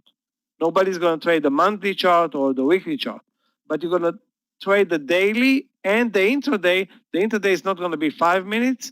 The intraday is going to be anything between 30 minutes to an hour. Okay, I prefer an hour, but it's not like I have a rule on that. So this is the 1 hour chart, meaning every day is divided into, every day is divided into 24 1 hour Japanese candlesticks. So one trading day, 24 Japanese candlesticks per day. And now let's find the technical patterns. The trend is lower. USD NOK, the trend is lower, meaning the NOK is getting stronger. June 1st, June 2nd, June 2nd. This is June 2nd. Now you can see the price action. June 1st broke under 960, and June 2nd support. The lows of the day are 952. So we're already starting to see the pressure that's unfolding following the weakness of the dollar, the Goldman Sachs trade idea. Maybe many people are listening to Goldman Sachs. Maybe not that many, but the trade starts to work in the right direction, meaning the NOK is getting stronger. So the price goes from 9 Norwegian krone per dollar to 9.6. Now 9.52 Norwegian krones per US dollar June 2nd. And you can see that every breakdown is a trade. What is the breakdown? The short under the lows of the day. Maybe there are other entries, but obviously the breakdown trades are working. Okay, let's move into June 3rd and June 4th, okay? Because we want to finish this this case or this event very, very soon. Okay, now you can see June 3rd, there is a reversal, but the overall trade does not change. And June 4th, we have another two breakdowns. Okay, under 938 and under 947. And now the trend is lower for almost 1, 2, 3, 4 days. And the movement is from 968 to 938. 968 to 938, that's already 3% in 4 days. 3% in Forex, guys, it's a big move, okay? 3% in Forex is considered a very big move. Now, if your position is $100,000 and position is gaining 3%, guess what? $3,000, that's your gain. If your position is $10,000, 3% is $300. Clear so far, guys? Very simple. Here we don't work cents. Here percentages are working. Okay. So if we started the risk of, and we didn't talk about the risk on the trade, but let's say the risk was 2%, we already covered the risk and more. And we're not going to manage the trade right now, but we're just going to see the concept, okay? And potential entry points. And how do we manage the trade here? There are so many ways, you know. But basically, if you're managing successfully a trade in stocks, the same concept will apply to this chart. Only that the time frames are different. You see that this process takes 4 days. Okay, you cannot be in front of the charts those 4 days. You will be during those 4 days in front of the charts. Maybe, I don't know, if you really want to waste your time, 2 hours per day. But you should be less. Maybe in the beginning, you know what? Maybe in the beginning you should spend some time, but most of the time you don't need to watch. You know, watching won't make the trade happen. Okay, so you need to let the trade either perform and then you make money, or it doesn't perform and nothing happens, or it works against you and then you stop out. And Goldman Sachs already told you where is the stop loss, 10.25, I think. If you want to listen to Goldman Sachs. And now, this is 1, 2, 3, 4, 6 days in the trade. And the trend continues. Yeah, you may pay swap prices, swap commissions. Yeah, you may pay. Sometimes they will pay you, sometimes they pay. Again, it's all of that is part of the package that you're buying or setting up with a broker, and you do pay swap, okay, to a degree. I don't know how much, but you do pay some swap costs, which is, you know, you borrow money, and again, if you're not using leverage, you don't pay any swap costs. Okay, if you use leverage, then you pay. And again, how much do you pay? You talk to your account manager, and he's going to try to set you up a an account where you pay less. Okay, that's the idea is that you need to pay, but you maybe get a better deal if you trade more. I don't know. Again, this is not my part of the business. I can tell you that you can pay or can pay less, but the real responsible guy for how much you pay is your account manager. Anyway, this is the already the 6th day. Okay, so you can see, guys, the clear downtrend, the breakdowns, the support levels, all thanks to Goldman Sachs. And now we're moving into the 1, 2, 3, 4, 5, 6, 7, 8 day. So this is a swing trade that goes now for 8 days, and now at the 8th day we start seeing a big reversal. So maybe you stop out on the trade on the 8th day, maybe you stopped out in the 3rd day. It doesn't matter right now. The idea here, the concept that I want to show you here is that you wait. You want to make money in Forex, you cannot make money in Forex, okay? Day trading it, you know what, you can, but it's going to be very tough, but you can easily make money if the trade is working in your favor, and then you don't have to do much. All you need to do is follow on the trade and try not to interfere much and kill the trade. So if the market is working in your favor and the stock is, or in this case, the pair is down 7 days in a row, and you're following, you are in a position, and you're not stopping out for whatever reason, here you are. This is the greatness of Forex. And what are the risks involved with carrying a position 8 days? What are the risks? Are there any risks involved with carrying a position 8 days? And in this case, gaining maybe, I don't know, 6%. Are there any risks involved with carrying the position 8 days or 10 days or 20 days for that matter?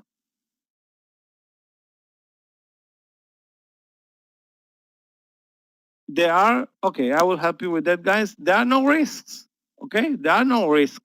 Of course, there can be a gap up over the weekend, but there are no risks. Okay, I mean, when I say there are no risks as opposed to stocks, okay? Stocks can gap up because of the market, because of earnings, because of various reasons, okay? In Forex, the chances of earnings are not there because there are no earnings, okay?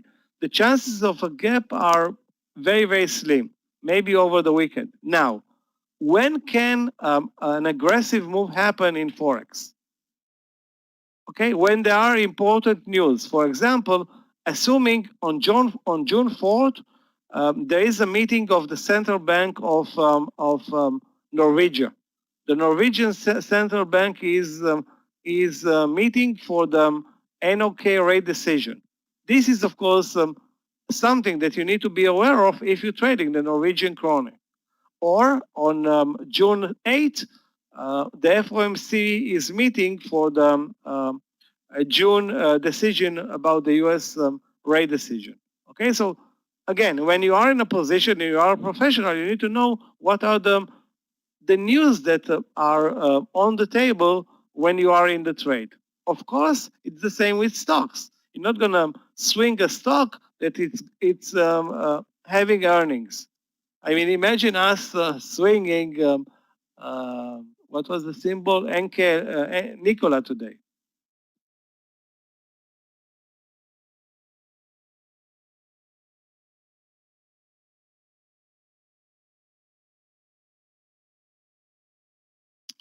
Again, there are out of the blue issues that can happen and happen from time to time. But this is something that happens once every 10 years. I agree. There are issues that can happen, like that event that you just talked about, where where the Swiss franc was up in a couple of hours 50% versus the euro.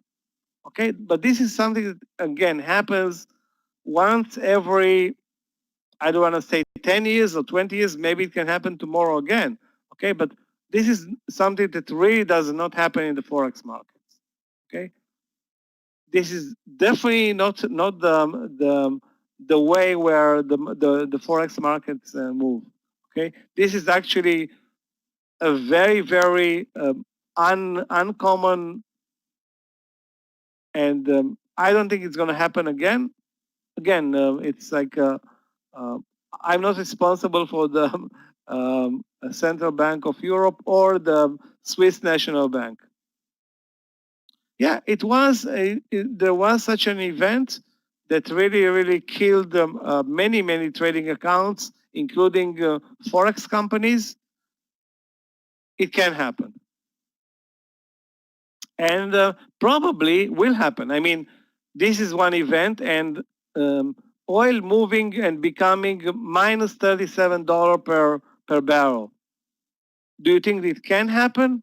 Now, before the event happened, the chances for that would have been zero because it never happened ever in the past. I mean, oil prices zero or minus is an event that never happened before, and yet they happened this year. Okay, so any crazy event can happen. Okay, how you prevent from losing money on that particular event? You won't. You won't be able to prevent those out of the blue sharp moves. Okay, those are going to be again, maybe you are short oil. If you are short oil, you definitely love the oil coming down to zero, and getting paid more. I don't know how it worked out if when the prices went below zero. That would have been amazing to be short, and then you close the position at zero, and then okay, it's not closed. The position is not closed, getting even more money, which is, of course, I don't know if it was really the case. Okay, so the concept of this trade is clear. Okay, pretty much the same concept that you take from trading stocks, and you transfer the concept to the Forex markets, where you take into account that instead of a trade working for 2 hours, in this case, the trade will work for maybe 2 weeks. Okay, so that's pretty much the analogy. Okay, a trade will take many, many days to develop, and sometimes the trade is going to work, or the pair is going to work in one direction for a month, maybe 2 months. And the problem is that you need to be in the trade for 2 months. But what is the drawback of that? You do pay some commissions for holding the position overnight, but on the other hand, when you are in a position for 2 months and it's moving in the right direction, maybe you gain 7, 5, 10%, which is a staggering amount when you talk about Forex. And all you do is just, you don't even need to add on to the position. You just stay in the position, and you have no problem staying because there are no gaps most of the time. Okay, that was a very good example. Now take a look at this example, again a Corona example. The USD JPY is down almost 450, sorry, exactly 475 pips in 7 days. Okay, and this is a trade that I took, as much as I remember. And in 7 days, this is the daily chart, of course. In 7 days, this is almost 5%, 475 pips. On the USD JPY, it's roughly 5% in 7 days. 5% in 7 days is not a good movement in percent in 2 hours. Okay, or a good move is going to be 5% in 2 hours, but in Forex, 5% in 7 days, it's staggering. It's amazing. Look at the profitability of this trade. The trade opened March 3rd and closed March 10th up $3,600. Not bad. Started at what was the entry point? 103. Sorry, opened at 107.96. Let's call it 108 and closed at 103.25.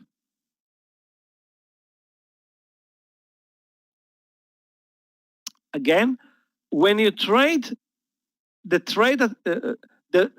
decision what to trade is based on the daily chart, because on the daily chart you see the trend. Okay, the trend is higher, the trend is sideways, or the trend is lower, but you take the trade based on the intraday chart, because this is where you look for the technical pattern, the breakdown under the lows, a cup and handle formation, maybe a bear flag, maybe a consolidation. We're not going to talk right now, but we're going to talk tomorrow about the technical patterns. Okay, and the technical patterns are all about looking at the chart intraday. Okay, but the decision what to trade is being done on the daily chart. Okay, so first of all, you look at the Euro USD. It's trending higher. Okay, now you're thinking, I want to buy the euro versus the dollar. Okay, but where do you buy? Then you go and look at the intraday chart. Intraday chart on the 30-minute or 1-hour chart. Okay, it's going to be your decision. Okay, my decision is 30-minute or 1-hour chart. And then I'm looking for a technical pattern. And then I'm looking at the risk on the trade. And based on the risk, I'm deciding how much to buy. I'm going to buy $100,000 or $50,000 or maybe $10,000. Yeah, the leading decision starts with the daily chart. Okay, if you don't see anything on the daily chart, or the daily chart is flat, most likely you won't see anything on the intraday chart. But again, let's say you see something on the intraday chart and the daily chart is not going anywhere. Most of the chances are that the daily chart will continue to be choppy for days in a row, sometimes weeks in a row. You can see that oil is choppy now for almost 7 weeks. Instead of being up 30% or down 30% in 7 weeks, now it's trading in a 3% range, which is weird, but it will come out of this range. The question is when. All right, so the idea here is to find a trending chart. It doesn't matter the trend, long or short, okay? And then look at the intraday chart and make the decision where to enter, how much to buy, and what is the risk. So it's exactly the same concept that you use when you trade stocks. The same concept exactly. Okay, you rather trade a stock that's trending higher on the daily chart versus a stock that's trending sideways on the daily chart. Okay, then you look at the technical entry, and guess what? You will have a better chances of a good move on a stock that's trending higher versus a stock that's not going anywhere. For example, FSLY today. Look at the daily of FSLY, okay, or the daily or NKLA versus other stock, or the daily or of sorry, not Nvidia. What was the other one? AMD. You'll see that the best rates today in the U.S. stock markets were on stocks where the daily chart was trending higher or lower. And those stocks that are not going anywhere, the intraday price action is definitely not going to go anywhere, because this is the rule. Okay, so if the daily is going somewhere, the intraday will follow. But if the daily is not going anywhere, why would the intraday follow? All right, let's continue.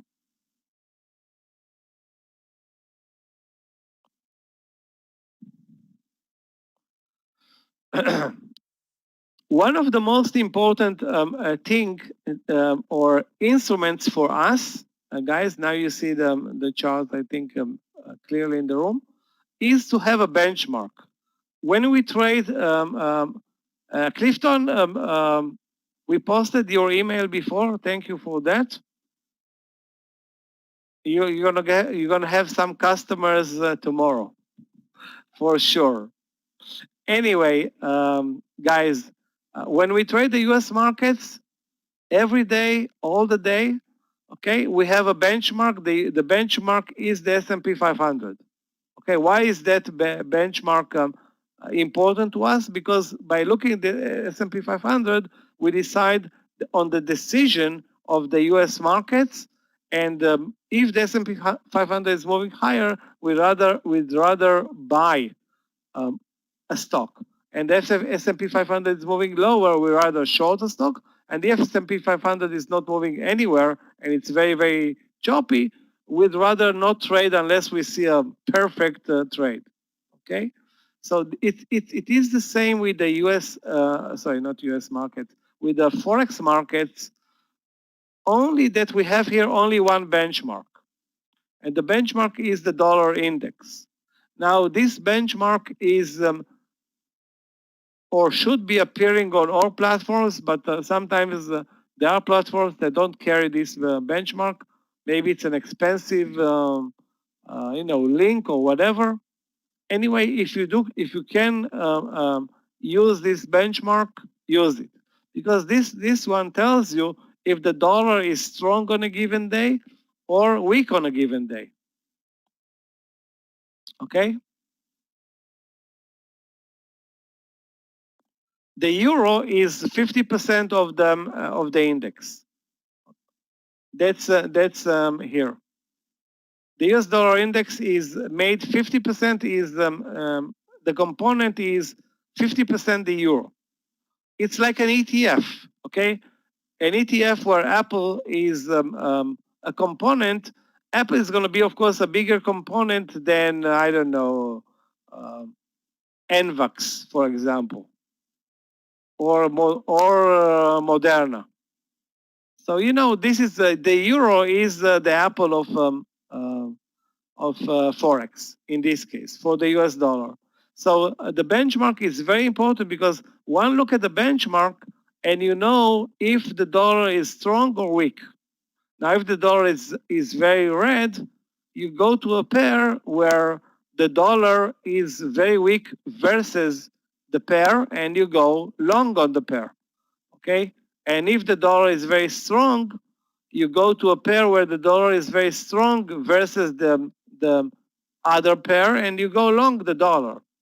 So the benchmark is a very important decision point for the forex markets. Now, if you want to trade Australian dollar versus the Japanese yen, can you use the US dollar as a benchmark? I'm not sure about that. Okay, but yes, you will use the dollar benchmark when you trade the US dollar. What do you mean, Ruth? Can you submit some pairs?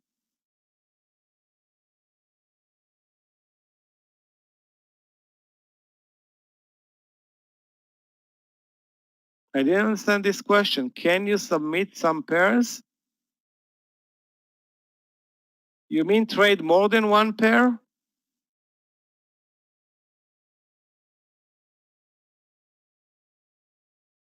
Anyway, I can't answer this question because I don't understand it, Ruth. So please.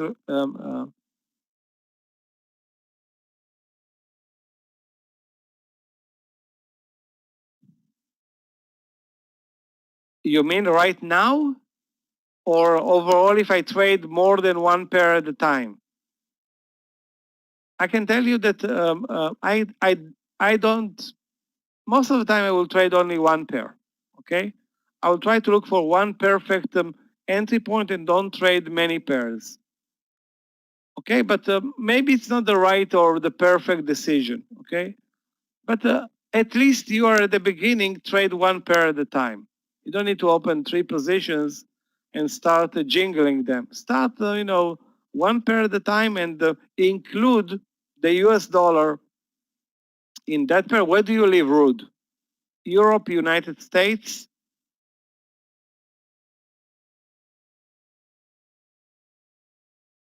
Australia, Japan, because it will depend. Your focus should be on the area where you live. Holland. Okay, Euro. Uh, perfect, Europe. Okay, so you have plenty of opportunity to trade Euro USD, the Euro JBP, the Euro versus the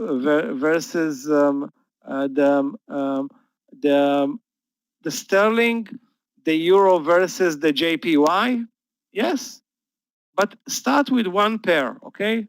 Start with one pair, okay? And you can use, of course, the dollar index to get better insights, okay? It's possible now that, let's say that now the dollar starts to move sideways for 3 months, okay? So you cannot trade the US dollar, but the euro is getting stronger versus all other pairs. So you look for long trades on in the euro versus the Australian dollar, the Japanese yen, and the Canadian dollar.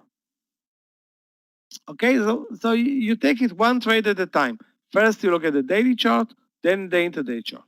We're going to see examples, plenty of examples tomorrow, maybe more than 30 examples.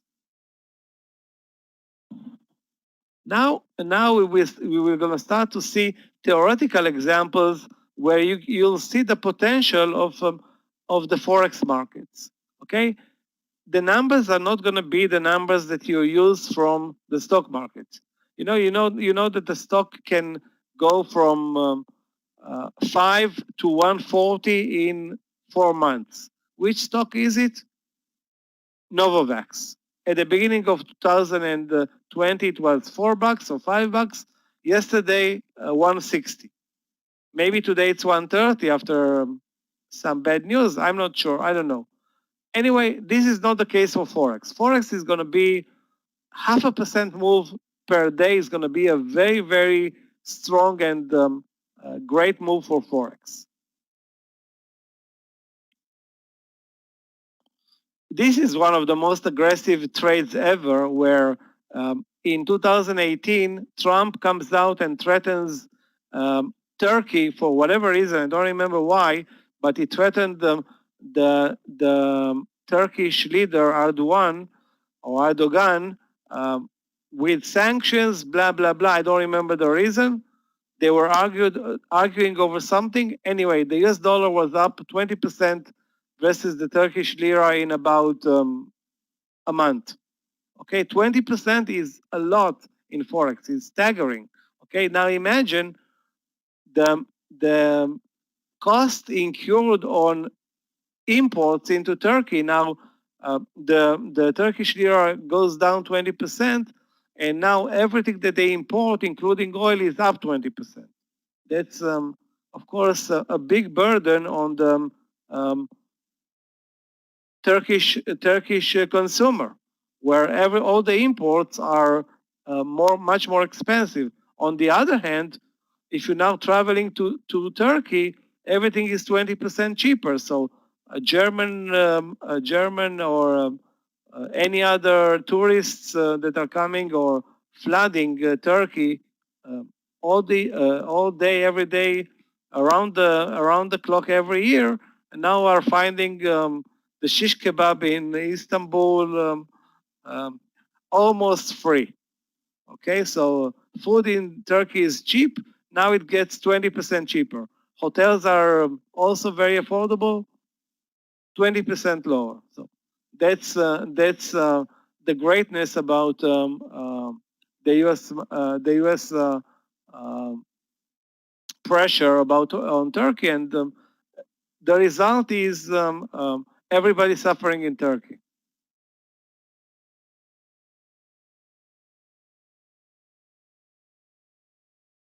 Okay, where is it? Where was this example?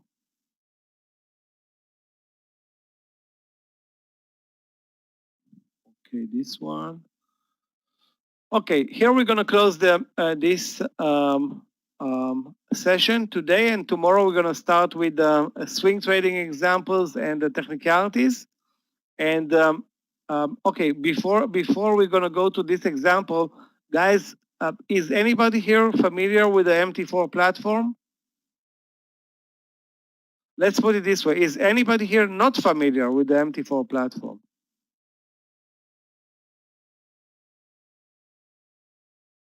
I'm saying not familiar. You are not familiar or familiar? If you are not familiar, please press not. Not familiar, please write not. I want to see how many people are not familiar at all with the MT4 platform. Not 1, 2, 3. Okay, there are, okay, enough. So I will spend time explaining the MT4 platform. It's a very easy platform. If you have the time, guys, okay, and you can go to the colmex.com website and download the platform from the colmex.com website, then do it. If not, I will explain the platform tomorrow. It will take, I don't know, 10 to 20 minutes to figure this one out, because you are already trading and the platform is very intuitive and simple and easy to use. It's a platform that's in the markets for 20 years. So nothing spectacular there. Now, let me show the last trading example today. And this is an example. Remember I said, okay, that, yeah, I can spell it, sure.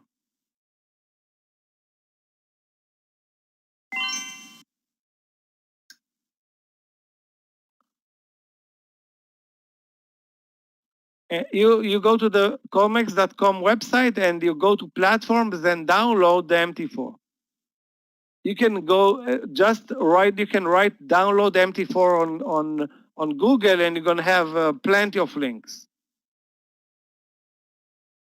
Yeah, it's a very simple platform. It's like, I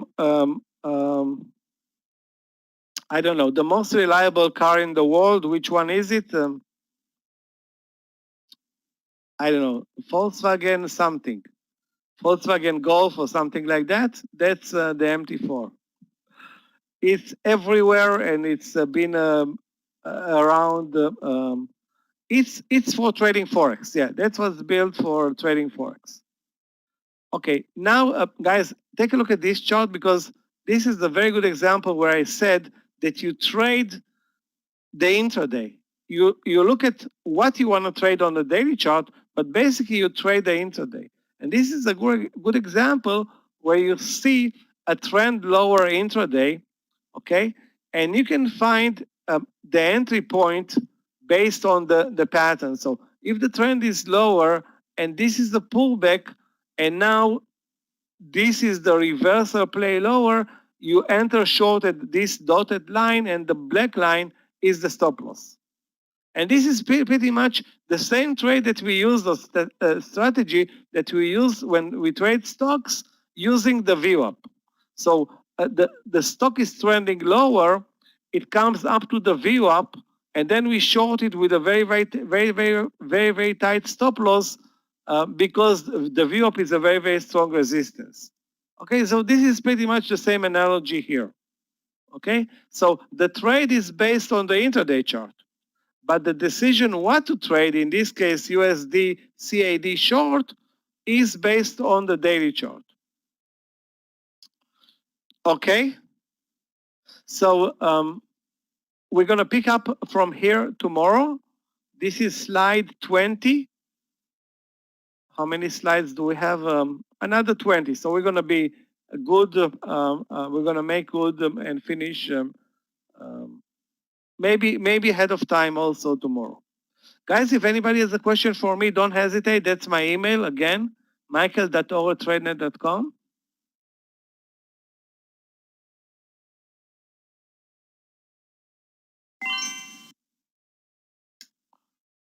I want to wish everybody a very good night. It's now, what's the time now in the US? 6:50?